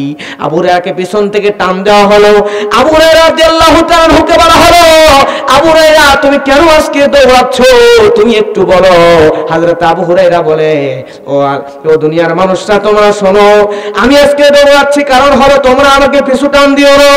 আমি আজকে দৌড়াচ্ছি, আজকে আমি প্রমাণ করতে চাই, আমি আজকে দেখতে চাই আমি আল্লাহর হাবিব আমার মায়ের জন্য দোয়া করতেছেন, আজকে আল্লাহর হাবিবের দোয়া আমার বাড়িতে আগে পৌঁছাই নাকি আমি আমার শরীরে সর্বোচ্চ শক্তি দিয়া দৌড়ায়া আমার বাড়ির মধ্যে আগে পৌঁছায়া যায়। আবু হুরায়রা দৌড়ায়া বাড়ির গেটে চলে গেল। একটু আগে যে বৃদ্ধা মা আবু হুরায়রাকে পিটাইছিল, ওই মা এখনই দরজার মধ্যে ঢুকে দেওয়ার সঙ্গে সঙ্গে দরজা খুলে দিল। যেই মা একটু আগেই কর্কশ ভাষায় আবু হুরায়রাকে গালিগালাজ করেছিল, ওই মা একটুতেই কিছু সময় আগেই গালিগালাজ করলো কর্কশ ভাষী নারী। এক্ষুনি কেন জানি মনে হয় মায়ের কণ্ঠ নরম হয়ে গিয়েছে, দুর্বল মিষ্টি হয়ে গিয়েছে। আবু হুরায়রার মা দরজা খুলে দিল। আবু হুরায়রা রাদিয়াল্লাহু তাআলা লক্ষ্য করে দেখলেন আমার বৃদ্ধা মা তিনি তার চুলের গোড়া দিয়া, চুলের আগা দিয়া টপ টপ করে পানি জমিনের মধ্যে পড়তেছে। আবু হুরায়রা দরজা খুললো, সঙ্গে সঙ্গে মা বলতেছে, বাবারে আমি তোমাকে পিটাইছি, এটা আমার উচিত হয় নাই, আমি তওবা করতেছি, তোমাকে পিটায়া বড়ই ভুল করেছি। বাবারে তুমি আমাকে বিশ্বনবী মুহাম্মদ রাসূলুল্লাহ সাল্লাল্লাহু আলাইহি ওয়াসাল্লামের দরবারে নিয়ে চলো, আমি আল্লাহর হাবিবের কাছে কালেমা পড়ে মুসলমান হয়ে যেতে চাই। সুবহানাল্লাহ। হযরত আবু হুরায়রা সেদিন প্রমাণ পেয়ে গেলেন আল্লাহর হাবিব দোয়া করেছে, আমি আমার শরীরের সর্বোচ্চ শক্তি দিয়ে দৌড়ালাম, দৌড়ানোর পরও আমার দৌড়ের চাইতে আল্লাহর নবীর দোয়া আগে আমার বাড়ির মধ্যে পৌঁছাইছে। সুবহানাল্লাহ। এজন্য আমার ভাইয়েরা, পিতামাতার সঙ্গে খারাপ ব্যবহার করা যাবে না, পিতামাতাকে সর্বোচ্চ ভালোবাসতে হবে। 3 নাম্বার উপদেশ হলো এটা। আর 4 নাম্বার উপদেশ হলো লোকমানে হাকিম বলেন, আল্লাহ রাব্বুল আলামিন কোরআনের মধ্যে বলেন, ইয়া বুনাইয়া ইন্নাহা ইয়াতাকু মিসকালা হাববাতিন মিন খারদালিন ফাতাকু ফি সখরাতিন আও ফিস সামাওয়াতি আও ফিল আরদি বিহাল্লাহ ইন্নাল্লাহা লাতীফুন খাবীর। জোরে বলেন আল্লাহু আকবার। আল্লাহ রাব্বুল আলামিন কোরআন মাজিদের মধ্যে বলেন, লোকমান তার সন্তানকে বলছে, আমার কলিজার টুকরা সন্তানেরা, হে আমার বাচ্চা, তোমরা চুরি করিও না। কি করিও না? আপনি আপনার সন্তানকে যদি ছোটবেলায় তার মগজের মধ্যে ঢুকাইতে পারেন, বাবারা চুরি করিও না। কারণ লোকমান বলেন, কারণ তুমি যদি আজকে সরষার দানার চাইতে ছোট কোনো জিনিস চুরি করো, আর সেটা যদি আসমানের উপরে অথবা জমিনের নিচে অথবা ছোট্ট একটা পাথর খোদাই করে তার ভিতরেও যদি লুকায় রাখো, তারপরেও কিয়ামতের দিনে আল্লাহ রাব্বুল আলামিন ওই সরিষার দানা পরিমাণ চুরির জিনিসটাকেও উপস্থিত করে তোমাকে শাস্তি দিবেন। জোরে বলেন আল্লাহু আকবার। আজকে যদি আমি এই লোকমানে হাকিম তার সন্তানকে বলেছে, বাবারে চুরি করিও না, আমি আপনিও যদি আমার সন্তানকে, আপনার সন্তানকে বলতে পারি, বাবা চুরি করা মহা অন্যায়, চুরি করা যাবে না, তাহলে মুরগি চোর, গরু চোর, হাঁস চোর, ছাগল চোর তো দূরে থাক, কলমের খোঁচা দিয়া লক্ষ লক্ষ টাকা যারা চুরি করে, এদের পারিবারিক ব্যাকগ্রাউন্ডের কারণে, পারিবারিক শিক্ষার কারণে, ছোটবেলায় আপনি যে শিক্ষা দিয়েছেন, এই শিক্ষার কারণে প্রয়োজনে না খেয়ে থাকবে, 1 টাকাও চুরি করবে না। কথা বলেন ঠিক কিনা? আজকে আমার ভাইয়েরা, আমার সমাজে শুধু মুরগি, ছাগল, গরু চুরি নয়, কলমের খোঁচা দিয়া লক্ষ লক্ষ কোটি কোটি টাকা শিক্ষিত কিছু চোর আছে, চুরি করে। এই চোরগুলা ছোট্টবেলায় যদি পিতা লোকমানে হাকিমের মতো চুরির ভয়াবহতা তুলে ধরত, তাহলে তারা কোনোদিন চুরি করার সাহস পেত। কষ্ট হয় আপনাদের? সবাই আর একবার হাত তোলেন তো, সবাই তোলেন। জোরে তাকবীর দেন, লিল্লাহি তাকবীর। সবাই তোলেন, দূরে আছেন ভাইরা আপনারা তোলেন, নারায়ে তাকবীর। আলহামদুলিল্লাহ। মাঝে মধ্যে হাত তুলতে বলতেছি কারণ হচ্ছে আমরা যখন বিশ্ববিদ্যালয়ে ক্লাস করি আমাদের প্রফেসর যারা ওনারা আসেন একটা করে ক্লাস নেন, ৪৫ মিনিট পর পর ক্লাস চেঞ্জ হন, নতুন প্রফেসর আসে, আরেকটা ক্লাস নতুন সাবজেক্টের উপর ক্লাস হয়। তো মডার্ন সায়েন্স এটা নিয়ে গবেষণা করছে যে একজন মানুষ একটা বিষয়ের ওপর ৪৫ মিনিট পর্যন্ত তার আগ্রহ থাকে, আকর্ষণ থাকে, ৪৫ মিনিট পার হয়ে গেলে আগ্রহ কমতে থাকে। এজন্য ৪৫ মিনিট পর অন্যজন টিচার নতুন সাবজেক্টে নতুন টিচার ক্লাস নেয়। ঠিক আপনারা এই জায়গায় কষ্ট করে বসে আছেন, রাত অনেক হয়ে যাচ্ছে, এখন কিছুক্ষণ পর পর ইবলিস শয়তান আয়সা আপনার আরামের ঘুম, বিছানায় সুন্দর কম্বল, ওই আকর্ষণীয় কম্বল শয়তান আপনার কম্বলের দ্বারা ডাক দিতে পারে যে আয় তাড়াতাড়ি বাড়িতে আয়, ঘুমানো লাগবে। কথা বলেন ঠিক কিনা?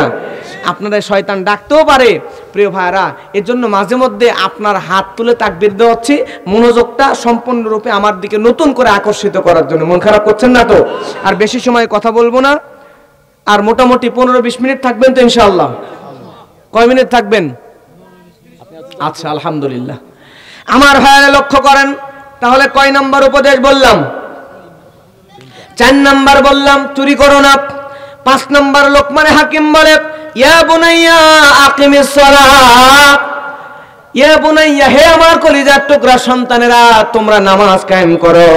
এবার আপনারা জ্ঞানী বিচক্ষণ মানুষ, আপনারা বলেন তো কোরআনের মধ্যে নামাজের কথা আছে কয়বার? ৮২ বার। কিন্তু আল্লাহ রাব্বুল আলামিন শুধুমাত্র এক জায়গায় বলেছেন ফাসাল্লি লিরাব্বিকা ওয়ানহার। আল্লাহ রাব্বুল আলামিন এক জায়গায় বলেছেন বান্দারে তোমরা নামাজ পড়ো, আর বাকি ৮১ জায়গায় আল্লাহ বলেন আকিমুস সালাহ ইউকিমুনাস সালাহ। আল্লাহ বলেন বান্দারে তোমরা নামাজ কায়েম করো। তার মানে এক জায়গায় বললেন নামাজ পড়ো, আর ৮১ জায়গায় বললেন নামাজ কায়েম করো। তাহলে বলেন তো ভাইয়েরা, নামাজ পড়ার গুরুত্ব বেশি নাকি কায়েম করার গুরুত্ব বেশি? শুধুমাত্র নিজে নামাজ পড়ে একে একে আল্লাহ আল্লাহ করে জান্নাতে যেতে চাইবেন, যাওয়া সম্ভব না। সমাজের সব মানুষগুলো, সমাজে গান বাজনা হচ্ছে কিনা, সমাজে খারাপ কিছু হচ্ছে কিনা সেখানেও প্রতিবাদ করতে হবে। আপনার সমাজে আপনার পরিবার, আপনার ছেলে, আপনার স্ত্রী, আপনার মেয়ে, আপনার ভাই, আপনার বোন, আপনার সমাজের লোক, সব লোককে নামাজি বানানোর দরকার। জোরে বলেন আছে না নাই? নিজে আমল করে একা একা জান্নাতে যেতে পারবেন না, পুরা সমাজ সংস্কার করা লাগবে। পরিবার, সমাজ, রাষ্ট্র সব জায়গা সংস্কার করতে হবে, পরিবর্তন করতে হবে। যদি পারেন তাহলে আল্লাহ সুবহানাহু ওয়া তাআলা আপনাকে নামাজ কায়েম করার কারণে জান্নাতের মেহমান বানায় দিবেন। সুবহানাল্লাহ বলেন না? এই নামাজের কত গুরুত্ব! আজকে দুনিয়ার মানুষ নামাজ পড়তে চায় না, কিন্তু নামাজ পড়লে শরীরের যে কত উপকার, এই নামাজ নিয়ে বিস্তারিত একদিন আলোচনা করার ইচ্ছা আছে ইনশাআল্লাহ। আমরা আমল দিয়া মানুষের জিন্দেগি গঠন হয়, আমল দিয়া মানুষের জীবন তৈরি হয়। জান্নাতের নূর কিংবা জাহান্নামের আগুন দিয়ে মানুষের জীবন গঠন হয় না। এজন্য আমাদেরকে আমলি জিন্দেগি করতে হবে, নামাজ দিয়া নিজের জীবনকে সাজাতে হবে। কথা বলেন ঠিক কিনা? বিশ্বাস করেন প্রিয় মুরব্বী, ও যুবক ভাই, আপনার সন্তানকে যদি আপনি শিখাইতে পারেন, ছোট্টবেলায় যদি বুঝাইতে পারেন বাবারে নামাজ কায়েম করা লাগবে, আপনার যেই ছেলে ছোটবেলা থেকে ৫ ওয়াক্ত নামাজ পড়বে, ওই ছেলে বড় হয়ে কোনোদিন আপনি পিতাকে বৃদ্ধাশ্রমে রেখে আসবে না। কথা বলেন ঠিক কিনা? কোনোদিন আপনার সঙ্গে বেয়াদবি করবে না। আর যদি আপনি ছেলেকে নামাজের আদেশ না দেন, আপনার ছেলে যদি মসজিদের সাথে সম্পর্ক বানাতে না পারে, দুনিয়ার সমস্ত গুনার সাথে সে অ্যাড হয়ে যাবে, যুক্ত হয়ে যাবে। আপনি বাবা হিসেবেও দাম দেবে না, আপনার স্ত্রীকে মা হিসেবে দাম দেবে না, আপনাদের বাবা মা হিসেবে মূল্যায়ন করবে না। সে নিজেকে বিশাল কিছু মনে করবে, আস্তে আস্তে জাহান্নামের দিকে চলে যাবে। কথা বলেন ঠিক কিনা? আর যুবক ভাই, আপনি যদি গুনাহ থেকে বাঁচতে চান, সমাজে অনেক মানুষ আছে গুনাহ থেকে বাঁচতে চায়, গুনাহ থেকে বাঁচতে চায় কিন্তু গুনাহ পিছু ছাড়ে না। যুবক ভাইদেরকে বলবো, প্রিয় ভাই, গুনাহ থেকে যদি বাঁচতে চান তাহলে আপনি মসজিদের সাথে সম্পর্ক তৈরি করেন। মসজিদের সাথে সম্পর্ক তৈরি করবেন। ৫ ওয়াক্ত নামাজ যদি আপনি পড়তে পারেন, এমন একটা সময় আসবে এই ৫ ওয়াক্ত নামাজ পড়ার কারণে নামাজ কোনো গুনার ধারে কাছে আপনাকে যেতে দিবে না। সুবহানাল্লাহ বলবেন না? নামাজ আপনাকে টেনে আনবে। আপনি গুনায় যাচ্ছেন, তখন আপনার মন বলবে আহারে আমি তো নামাজ পড়ি, কেন আমি জিনা করতে যাব, কেন আমি সুদ খাবো, কেন আমি ঘুষ খাবো, কেন আমি মানুষের উপর জুলুম করব। এমন করে নামাজ আপনাকে গুনাহ থেকে টেনে টেনে নিয়ে আসবে। সুবহানাল্লাহ বলবেন না? আর মুরব্বী আপনি মনে করছেন গুনাহ জীবনে অনেক করছে আল্লাহ মাফ করবে না, এ মনে করে যদি গুনাহ করতেই থাকেন মনে রাখবেন আপনি বোকার স্বর্গে বাস করছেন। কারণ বিশ্বাস করেন আপনি কত গুনাহ করেছেন, আপনি কত টাকা সুদ খেয়েছেন, ঘুষ খেয়েছেন, জেনা করছেন, ব্যভিচার করেছেন, আপনি কত অন্যায় করেছেন। বিশ্বাস করেন আমার আল্লাহ হলেন গফুরুর রহিম। আপনার গুনাহ চাইতে আমার আল্লাহর ক্ষমা আরো অনেক বড় বড়। আল্লাহু আকবার। আপনি যতই গুনাহ করেন আল্লাহর কাছে যদি ক্ষমা চাইতে পারেন আল্লাহ সুবহানাহু ওয়া তাআলা আপনার সমস্ত গুনাহ মাফ করে আপনাকে জান্নাতি মানুষ বানায় দিতে পারেন। কথা বলেন ঠিক কি না? লুকমানে হাকিম ছেলেকে বলে 5 নাম্বার উপদেশ দেয়। লুকমানে হাকিম ছেলেকে বলে আমরু বিল মারুফ, বাবারে তুমি সৎ কাজের আদেশ দিবা। এরপরে আল্লাহ রাব্বুল আলামিন কোরআনের মধ্যে বলেন ওয়ানহা আনিল মুনকার, এবং অসৎ কাজে নিষেধ করবা। তার মানে এলাকার মধ্যে যদি এই যে কোরআনের মাহফিল হচ্ছে, এই মাহফিলে আপনি আপনার সন্তানকে বলবেন বাবারে যাও 10টা টাকা দিয়ে আসো, এই মাহফিলে একটু সহযোগিতা করো, সময় দান করো। আর যদি যাত্রা পালা হয়, কনসার্ট, ডিজে গানের অনুষ্ঠান হয়, আপনার সন্তান এবং আপনি পিতা ইমানি দায়িত্ব নর্তকীদের নাচ গান ভণ্ডামি বন্ধ করে দেওয়া লাগবে, ঠিক কিনা? আমার ভাইয়েরা লক্ষ্য করেন 7 নাম্বার উপদেশ আল্লাহ রাব্বুল আলামিন বলেন অসৎ কাজে নিষেধ করার জন্য সন্তানকে বলতে বলেন। এরপরে আল্লাহ রাব্বুল আলামিন কোরআনের মধ্যে বলেন 9 নাম্বার উপদেশ। জোরে বলেন না কয় নাম্বার? আল্লাহ রাব্বুল আলামিন বলেন ওয়াসবির আলা মা আসাবাকা ইন্না যালিকা মিন আজমিল উমুর। জোরে বলেন না আল্লাহু আকবার। 8 নাম্বার উপদেশ হলো বিপদে ধৈর্য ধারণ করা লাগবে। দুনিয়াতে আজকে আমরা মানুষরা ডিপ্রেশনে চলে যাই, হতাশায় পড়ে যাই, চাকরি হচ্ছে না, সন্তান হচ্ছে না, স্বামী মারা গেছে, পুত্র মারা গেছে অ্যাক্সিডেন্ট করে, হঠাৎ করে মৃত্যুবরণ করছে, ধৈর্য ধরতে পারি না, বারবার ব্যবসায় লস খাই, বিপদে আপদে ধৈর্য ধরতে পারি না, হতাশায় যাইতে যাইতে একটা সময় সুসাইড করার চিন্তা ভাবনা চলে আসে।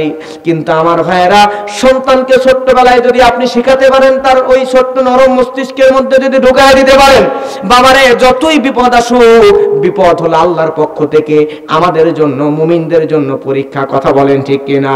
বিপদের মধ্যে যদি ও যুবক ভাই দুনিয়ার যত বিপদ আসুক, ও মুরব্বী দুনিয়ার মধ্যে যত বিপদ আসবে, আপনি যদি এইটা মানতে পারেন সমস্ত বিপদ আল্লাহর পক্ষ থেকে পরীক্ষা, তাহলে এমন একটা সময় আসবে যেই সময়ে কোনো বিপদই আপনাকে কাবু করতে পারবে না। আপনি জান্নাতি মানুষদের তালিকার অন্তর্ভুক্ত হয়ে যাবেন, তালিকাভুক্ত হবেন। সুবহানাল্লাহ। আমার ভাইরা এবার বলেন উপদেশ নাম্বার কত? 9 নাম্বার উপদেশ।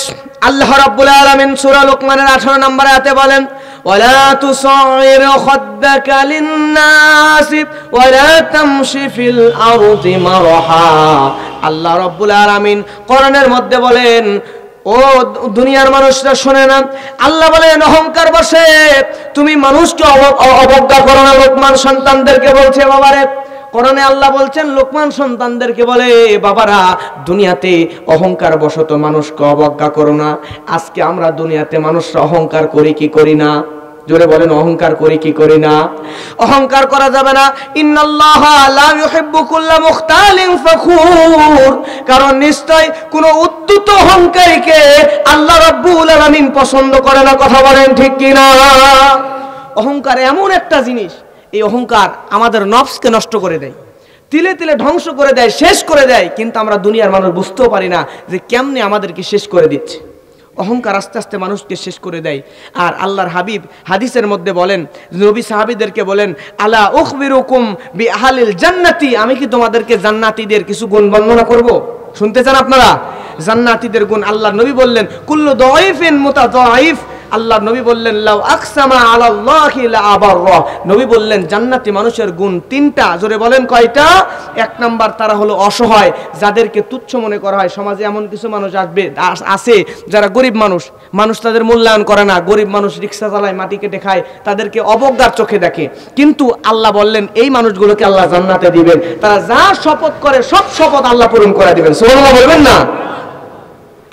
তার মানে জান্নাতি মানুষের 3টা গুণ। 1 নাম্বার যারা কি মানুষ? গরিব মানুষ, অসহায় মানুষ। 2 নাম্বার যাদেরকে মানুষ অবজ্ঞা করে, গুরুত্ব দেয় না। কিন্তু দুনিয়ার কেউ গুরুত্ব না দিলে হবে কি? আপনি যাকে গুরুত্ব দিচ্ছেন না তাকে গুরুত্ব দিয়েছেন কে? জোরে বলেন কে? আল্লাহ। 3 নাম্বার যা শপথ করবেন সব আল্লাহ পূরণ করে দিবেন। আর এইবার দেখেন জাহান্নামীদের 3টা গুণ। আল্লাহ নবী বলেন, আলা উখবিরুকুম বিআহলিন নার, আমি তোমাদেরকে জাহান্নামীদের কিছু গুণ বলে দেব না? নবী বলছেন, কুল্লু উতুল্লিন জাওয়াযিম মুস্তাকবিরিন। আল্লাহ নবী সাল্লাল্লাহু আলাইহি ওয়াসাল্লাম বলছেন জাহান্নামীদেরও 3টা গুণ। 1 নম্বর হচ্ছে কর্কশ স্বভাবের। কি স্বভাব? দোকানে আপনি কিছু কিনতে গেছেন, কিনতে যাওয়ার পরে এমন ব্যবহার করছে যে মনে হয় যে দোকানে যাই আপনি ভুল করছেন। এরকম দোকানদার আছে না নাই? এই সমস্ত দোকানদার জাহান্নামে যাবে, নবীর হাদিস। এজন্য কর্কশভাষী হওয়া যাবে না। আপনার কাছে জিনিস কেনুক আর না কেনুক, আপনাকে নম্রতার সাথে কথা বলতে হবে। কর্কশভাষী হলে কিন্তু জাহান্নামে যাওয়া লাগবে। এই বদ অভ্যাস আমাদের পরিবর্তন করা লাগবে ইনশাআল্লাহ। 2 নাম্বার, শক্ত হৃদয়।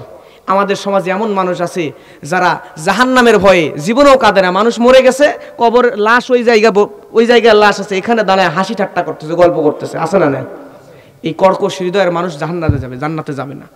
এজন্য হৃদয়কে নরম করতে হবে। আপনার চোখে পানি আসে না, কান্নার অভিনয় করেন, কান্নার চেষ্টা করেন, আল্লাহর কাছে বলেন, আপনি কাঁদার চেষ্টা করেন। যত বেশি কাঁদবেন আল্লাহর কাছে তত প্রিয় হতে পারবেন। আর যদি না কাঁদতে পারেন, বলে না চোখের পানি শুকিয়ে গেছে, চোখের পানি যদি শুকিয়ে যায়, আপনি যদি না কাঁদতে পারেন, তাহলে আপনি কিন্তু জাহান্নামে যাবেন, জান্নাতে যেতে পারবেন না। একাকী নামাজে জাহান্নামের ভয়ে কবরের পাশে দাঁড়িয়ে, আত্মীয় স্বজনের কবরের পাশে দাঁড়িয়ে একটু কাঁদবেন। একাকী রাতে তাহাজ্জুদের নামাজ পড়ে একটু কাঁদবেন। রাস্তায় যাইতে আল্লাহর কাছে একটু বলবেন, আল্লাহ জীবনে অনেক গুনাহ করছি, তুমি ক্ষমা না করলে আমি কই যাব, আল্লাহ ক্ষমা করে দাও। একটু কাঁদবেন। বিশ্বাস করেন এই কান্নার কারণে আল্লাহ সুবহানাহু ওয়া তাআলা আপনাকে মাফ করে জান্নাতে দিয়ে দিবেন। সুবহানাল্লাহ বলেন না? 3 নাম্বার হচ্ছে যারা অহংকারী। যারা কি অহংকারী? অহংকারীরা জাহান্নামে যাবে, জান্নাতে যাবে না।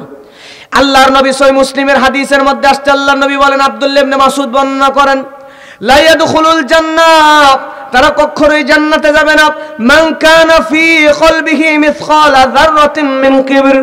আল্লাহর নবী বলেন, যারা কখনোই তারা জাহান্নামে যাবে না, যাদের ভিতরে অহংকার আছে, যাদের মধ্যে, জোরে বলেন কি আছে? যাদের ভিতরে অহংকার আছে অনুপরিমাণ, যাদের অন্তরে অনুপরিমাণ অহংকার আছে, তারা কোনোদিন জান্নাতে যাবে না। আল্লাহর নবীর কাছে একজন সাহাবী জিজ্ঞাসা করলেন, ইয়া রাসূলুল্লাহ, ক্বালা রাজুলুন ইন্না রাজুলা ইউহিব্বু আন ইয়াকুনা সাওবুহু হাসানান ওয়া না'লুহু হাসানাতান। আল্লাহর নবীকে জনৈক একজন ব্যক্তি জিজ্ঞাসা করলেন, ইয়া রাসূলুল্লাহ, মানুষ তো চায় তার পোশাকটা সুন্দর হোক। এই যে পোশাক পরছে, জামা পরছে, হাতে ঘড়ি পরছি, জুতা পরছি, পায়জামা সুন্দর, জুব্বা সুন্দর, আমার জামা সুন্দর, এগুলো কি অহংকার নাকি? আল্লাহর নবী একটু বলেন তো। আল্লাহর হাবিব তখন বললেন, না, এগুলো অহংকার নয়। আল্লাহর নবী বললেন, ক্বালা ইন্নাল্লাহা জামিল। জোরে বলেন আল্লাহু আকবার।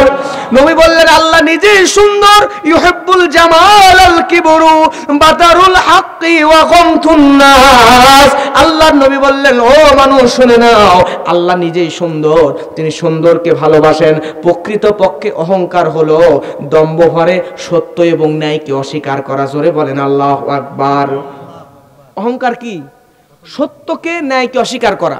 বড় বড় নেতা ছিল দুনিয়াতে, যারা মনে করতো কিয়ামত পর্যন্ত মনে আল্লাহ তারে হায়াত দেবে, ক্ষমতার পাওয়ার পাগল হয়ে গিয়েছিল, কিন্তু আল্লাহ কই থেকে কই নিয়ে চলে গেছে তার কোনো হদিসই এখন খুঁজে পাওয়া যায় না। কথা বলেন ঠিক কিনা? এজন্য অহংকার করা যাবে না। অহংকার হচ্ছে আল্লাহর চাদর ধরে টানাটানি করা। ফেরেশতাদের মধ্যে ইবলিস শয়তান, নাম শুনছেন তো আপনারা? ইবলিস শয়তানকে আল্লাহ সুবহানাহু ওয়া তাআলা এত পাওয়ার দিয়েছিলেন, ফেরেশতাদের সর্দার বানায় দিয়েছিলেন। সেই ইবলিস শুধুমাত্র অহংকার করেছিল। ইবলিস যুক্তি দেখাইছিল, ক্বালা আনা খায়রুম মিনহু খলাকতানি মিন নারি ওয়া খলাকতাহু মিন তিন। আল্লাহর বলেছিল, আল্লাহ ওই আদম তো মাটির তৈরি আর আমি তো আগুনের তৈরি, আগুন তো মাটির চাইতে দামি, আমি কেন আদমরে সিজদা করব? নাউজুবিল্লাহ বলবেন না? এই অহংকার করার কারণে ইবলিসকে আল্লাহ জান্নাত থেকে বিতাড়িত তো করছিলেনই, দুনিয়াতে ইবলিস হিসেবে দুনিয়াতে পাঠায় ইবলিস শয়তান বানায় একদম শয়তানের লিডার বানায় দিয়েছে, কিয়ামত পর্যন্ত জাহান্নামী বানায় দিয়েছে। সুবহানাল্লাহ বলবেন না? চিন্তা করে দেখেন, ইবলিস শয়তান শুধুমাত্র অহংকার করার কারণে তার জীবনের সব আমল বরবাদ। আল্লাহর একজন ওলি, এই ওলির নাম হচ্ছে মুতাররিফ ইবনে আব্দুল্লাহ রাহমাতুল্লাহ আলাইহি। তিনি রাস্তা দিয়ে হাঁটতেছেন। কষ্ট হয় আপনাদের? শেষ করে দিব 5 মিনিট আর? হ্যাঁ না, আমার তো মনে হচ্ছে আপনাদের কষ্ট হচ্ছে। কষ্ট হচ্ছে না তো? আজীব মানুষ আপনারা, আমি নিজেই অবাক। আরে বাংলাদেশের আল্লাহ সুবহানাহু ওয়া তাআলা আমাকে 53-54টা জেলায় নিয়ে গেছেন, বহু জেলায় গেলাম, কিন্তু শুধুমাত্র মানুষ কিসসা কাহিনী ছাড়া বসে থাকতে চায় না। শুধুমাত্র কোরআন হাদিসের কথা শুনে ঘন্টার পর ঘন্টা মানুষ চাতক পাখির মতো তাকায়া থাকতে পারে। আপনাদেরকে না দেখলে আমি বুঝতাম না। আলহামদুলিল্লাহ বলেন। আপনারা জানেন বক্তার শ্রোতা ভক্তারও হয়, মানে শ্রোতারা বক্তার ভক্ত হয়, কিন্তু আজকের মাহফিলে তো আমি বক্তাই শ্রোতাদের ভক্ত হয়ে গেছি। আলহামদুলিল্লাহ বলবেন না? আমার ভাইয়েরা লক্ষ্য করেন, আল্লাহর ওলি মুতাররিফ ইবনে আব্দুল্লাহ রাহমাতুল্লাহ আলাইহি তিনি রাস্তা দিয়ে হেঁটে যাচ্ছেন। যাইতে যাইতে তিনি লক্ষ্য করে দেখলেন মুহাল্লাব নামক একজন যুবক অহংকার করে রাস্তা দিয়ে হেঁটে যাচ্ছে, রেশমি কাপড় পরে রাস্তায় জুড়ে ধাপ ধাপ ধাপ ধাপ করে শব্দ দিয়ে হেঁটে যাচ্ছে। মনে হচ্ছে কোন পুরুষ, বীর পুরুষ যেন হাঁটছে। এরকম সমাজে আছে না নাই? সেই রকম ভাবসাব নিয়ে রাস্তা দিয়ে হেঁটে যায়। ডানে বামে মুরব্বী আছে, বাবার চাইতে বয়সে বড়, সালাম দেওয়া লাগবে কেয়ারই করে না, একদম রাস্তা দিয়ে হেঁটে যায়, মুরব্বী ওনার পায়ে পড়ে সালাম দিবে, এরকম একটা অবস্থা। ডানে বামে কি আছে দেখে না, নিজের বাপসাচারও গুরুত্ব দেয় না, জোরে জোরে দম দম শব্দ করে হেঁটে বেড়ায়। এরকম মুহাল্লাব নামক একজন যুবক রেশমি কাপড় পরে অহংকার করে মাটির মধ্যে আওয়াজ দিয়ে দিয়ে হেঁটে যাচ্ছিল। এমন সময় মুতাররিফ ইবনে আব্দুল্লাহ ওই যুবককে ডাক দিয়ে বলে, ইয়া আইয়ুহাস শাবাব, হে যুবক তুমি আমার এদিকে আসো। যুবক যখন এদিকে আসলো, আসার পরে মুতাররিফ ইবনে আব্দুল্লাহ বলে, লিমা কাহাদা তামশি আলা তরিব, যুবক তুমি এভাবে জোরে জোরে অহংকার করে কেন হাঁটতেছো? যুবক তখন বলতেছে, ও মুরব্বী তারিফুনি, আপনি কি আমারে চেনেন? কি বলছে? তারিফুনি, আপনি কি আমারে চেনেন? আমি কি? আমি হলাম অমুক নেতার খালাতো ভাইয়ের, ফুফাতো বোনের, চাচাতো ভাইয়ের বন্ধুর, মামার খালার বন্ধুর, বন্ধুর ভাইয়ের ভাইয়ের ভাইয়ের তার ছেলের বন্ধুর ছেলে। আমি, আমারে চেনেন? আমি কে? এমন লোক আছে না নাই? পাওয়ার দেখায়, অমুক এমপির খালাতো ভাইয়ের, ফুফাতো বোনের, চাচাতো ভাইয়ের বন্ধুর বন্ধুর বন্ধুর চাচার বন্ধুর মায়ের ছেলের মেয়ের ছেলের ছেলে আমি। মুহাল্লাবকে বলে, তারিফুনি, আমি কে? আমারে আপনি চেনেন? আমার সম্পর্কে আপনার জানা আছে? আপনি আমারে বলছেন আমি নাকি অহংকার করে হাঁটতেছি? এমন সময় আমার ভাইয়েরা মুতাররিফ ইবনে আব্দুল্লাহ বলে, হ্যাঁ আমি তোমারে চিনি। মারহাবা বলবেন না? হ্যাঁ আমি তোমারে চিনি। আউয়ালুকা নুতফাতুন কাদির নাদির, তোমার শুরুটা হয়েছিল তোমার পিতার এক ফোঁটা নাপাক দুর্গন্ধময় পানি দ্বারা তোমার শুরু হয়েছিল। সুবহানাল্লাহ বলবেন না? কি বাসটাই দিয়ে দিল দেখেন। তোমার শুরুটা হয়েছিল তোমার পিতার নাপাক দুর্গন্ধময় এক ফোঁটা পানি দিয়া, ওয়া আখিরুকা জাফাতুন কাদির, তোমার শেষটা হবে পচা দুর্গন্ধময় লাশটা দিয়া। তুমি মরে গেলে তোমার লাশটা পচে যাবে। কথা বলেন ঠিক কিনা? ওয়া আনতা ফিমা বাইনা যালিকা তাহমিলুল আদির, তোমার চোখের মধ্যে ময়লা, তোমার কানের মধ্যে ময়লা, তোমার নাকের মধ্যে ময়লা, 2 দিন ব্রাশ না করলে মুখের দিয়ে দুর্গন্ধ বের হয়, কাছে যাওয়া যায় না। তোমার পেটের মধ্যে টয়লেট, পেটের মধ্যে পায়খানা, তার মানে তোমার পুরো শরীরটা একটা ময়লার ডাস্টবিন। সুবহানাল্লাহ বলবেন না? আল্লাহু আকবার। তোমার চোখে ময়লা, তোমার কানে ময়লা, তোমার নাকে ময়লা, তোমার মুখে ময়লা, তোমার পেটের মধ্যে পায়খানা, তোমার বডিটা হচ্ছে পুরো একটা ময়লার ডাস্টবিন। তোমারে আমি চিনি। এইবার যুবক রাগান্বিত হয়ে গেল, কিন্তু বোঝার বিষয় হলো আসলে কিন্তু আমাদের অহংকার করার কিছুই নাই। কথা বলেন ঠিক কিনা? কি নিয়ে অহংকার করবেন? চোখে ময়লা, কানে ময়লা, নাকে ময়লা, মুখে ময়লা, পেটে পায়খানা, সারা শরীর তো ময়লা দিয়ে পরিপূর্ণ। কেন অহংকার করবেন আমার ভাইরা? এজন্য কিঞ্চিত পরিমাণ অহংকার করা যাবে না। অহংকার করলে জাহান্নাম ছাড়া কোনো উপায় নাই। কথা বলেন ঠিক কিনা? অহংকার দূর করার দরকার, জোরে বলেন আছে না নাই? অহংকার দূর করার 2টা আমল। 1 নাম্বার আমল হচ্ছে বেশি বেশি আল্লাহর শুকরিয়া আদায় করা লাগবে। কার শুকরিয়া? বেশি বেশি। যখনই মনের মধ্যে অহংকার আসবে তখনই আল্লাহ শুকরিয়া আদায় করবেন, আলহামদুলিল্লাহ পড়বেন, যে কৃতিত্ব আমার নয়, সমস্ত কৃতিত্ব কার? আল্লাহ। সবাই জোরে বলেন আলহামদুলিল্লাহ, আরো জোরে বলেন আলহামদুলিল্লাহ। 2 নাম্বার অহংকার দূর করার উপায়, বাইহাকির মধ্যে আসছে, আল বাদিয়্যু বিসসালাম বারিয়্যু মিনাল কিবিল। তুমি যদি অহংকার দূর করতে চাও তাহলে মানুষকে দেখলেই বেশি বেশি সালাম দিয়া দাও। ও যুবক, তুমি মানুষকে যদি বেশি সালাম দিতে পারো, মুরব্বী আপনিও যদি মানুষকে বেশি সালাম দিতে পারেন, তাহলে মানুষদেরকে বেশি সালাম দিলে আল্লাহ রাব্বুল আলামিন আপনার ভিতরে থেকে অহংকারগুলো দূর করে দিবেন। জোরে বলেন সুবহানাল্লাহ। কালকে থেকেই বাড়িতে গেলে বাড়িতে আপনার মাকে সালাম দেবেন, বাবাকে সালাম দেবেন, আপনার মুরব্বী নিজের ছেলেকে সালাম দেন। লজ্জা নাই, লজ্জা করলে জাহান্নামে যাবেন। সালামের প্রচলন করেন। এলাকাতে রিক্সা চালকরে দেখলে সালাম দেবেন। যে লোক সমাজের সবচেয়ে বিটখুটা, মুখ দিয়া শুধু অশ্লীল গালি ছাড়া কিচ্ছু বের হয় না, এমন লোক আছে না? ওরে দেখলেও সালাম দেবেন। সালাম দিতে দিতে দিতে দিতে দেখবেন সেও একদিন আপনারা সালাম দিবে। এভাবেই সমাজের পরিবর্তন করার দরকার আছে না নাই? কারা কারা কালকে থেকে সালামের প্রচলন করবেন একটু হাত তোলেন তো, তোলেন তোলেন তোলেন। আজকে ওয়াজ শুনে গেলেন, কালকে থেকেই নিজের কোন, আলহামদুলিল্লাহ হাত নামান, নিজের স্ত্রীকে, সন্তানকে, সমাজের মানুষকে কোনো লজ্জা নেই, ছোট বড় সবাইকে সালাম দেবেন। আপনারা যখন সমাজে দিতে দিতে থাকবেন, একটা সময় আসবে সালামটাকে সংস্কৃতি মনে করবেন, সওয়াবও হবে আর এই লজ্জাটাও কেটে যাবে। আর এই সংস্কৃতি আনলে একটা সময় আপনার সমাজটা পরিবর্তন হয়ে যাবে। আল্লাহ আমাদেরকে এই বেশি বেশি সালামের প্রচলন করার তৌফিক দান করুন, সকলে বলেন আমিন। এরপরে উপদেশ নাম্বার 10 শেষ। কয় নাম্বার? 10 নাম্বার। আল্লাহ রাব্বুল আলামিন বলেন ওয়াকসিদ ফি মাশরিকা ওয়াকতুদ মিন সাওতিক ইন্না আনকারাল আসওয়াতি লা সাওতুল হামির। জোরে বলেন আল্লাহু আকবার। লোকমান আলাইহিস সালাম সন্তানদেরকে বলে, বাবারা তোমরা উঁচু স্বরে আওয়াজ করে কথা বলবা না, মানুষের সঙ্গে চিৎকার চেঁচামেচি দিয়া জোরে আওয়াজ করে কথা বলবা না, কারণ জোরে আওয়াজ করে চিৎকার দিয়ে চেঁচামেচি করাটা হামির অর্থাৎ গাধার স্বভাব। কার স্বভাব? গাধার স্বভাব। সমাজে আছে না কিছু মানুষ সেরকম জোরে জোরে চিৎকার দিয়ে কথা বলে, এমন মানুষ আছে না নাই?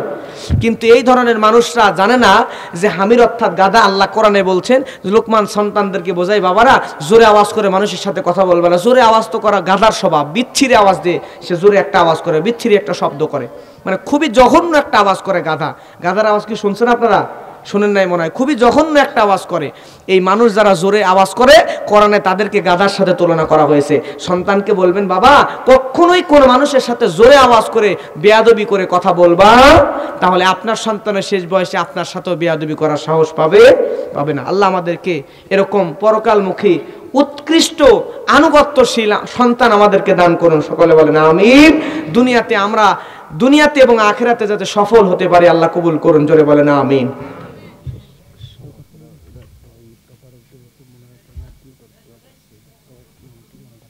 মোনাজাতের মধ্যে গুরুত্ব থাকবে, আগে দিয়ে দিলে বা পরে দিয়ে দিলে হবে না।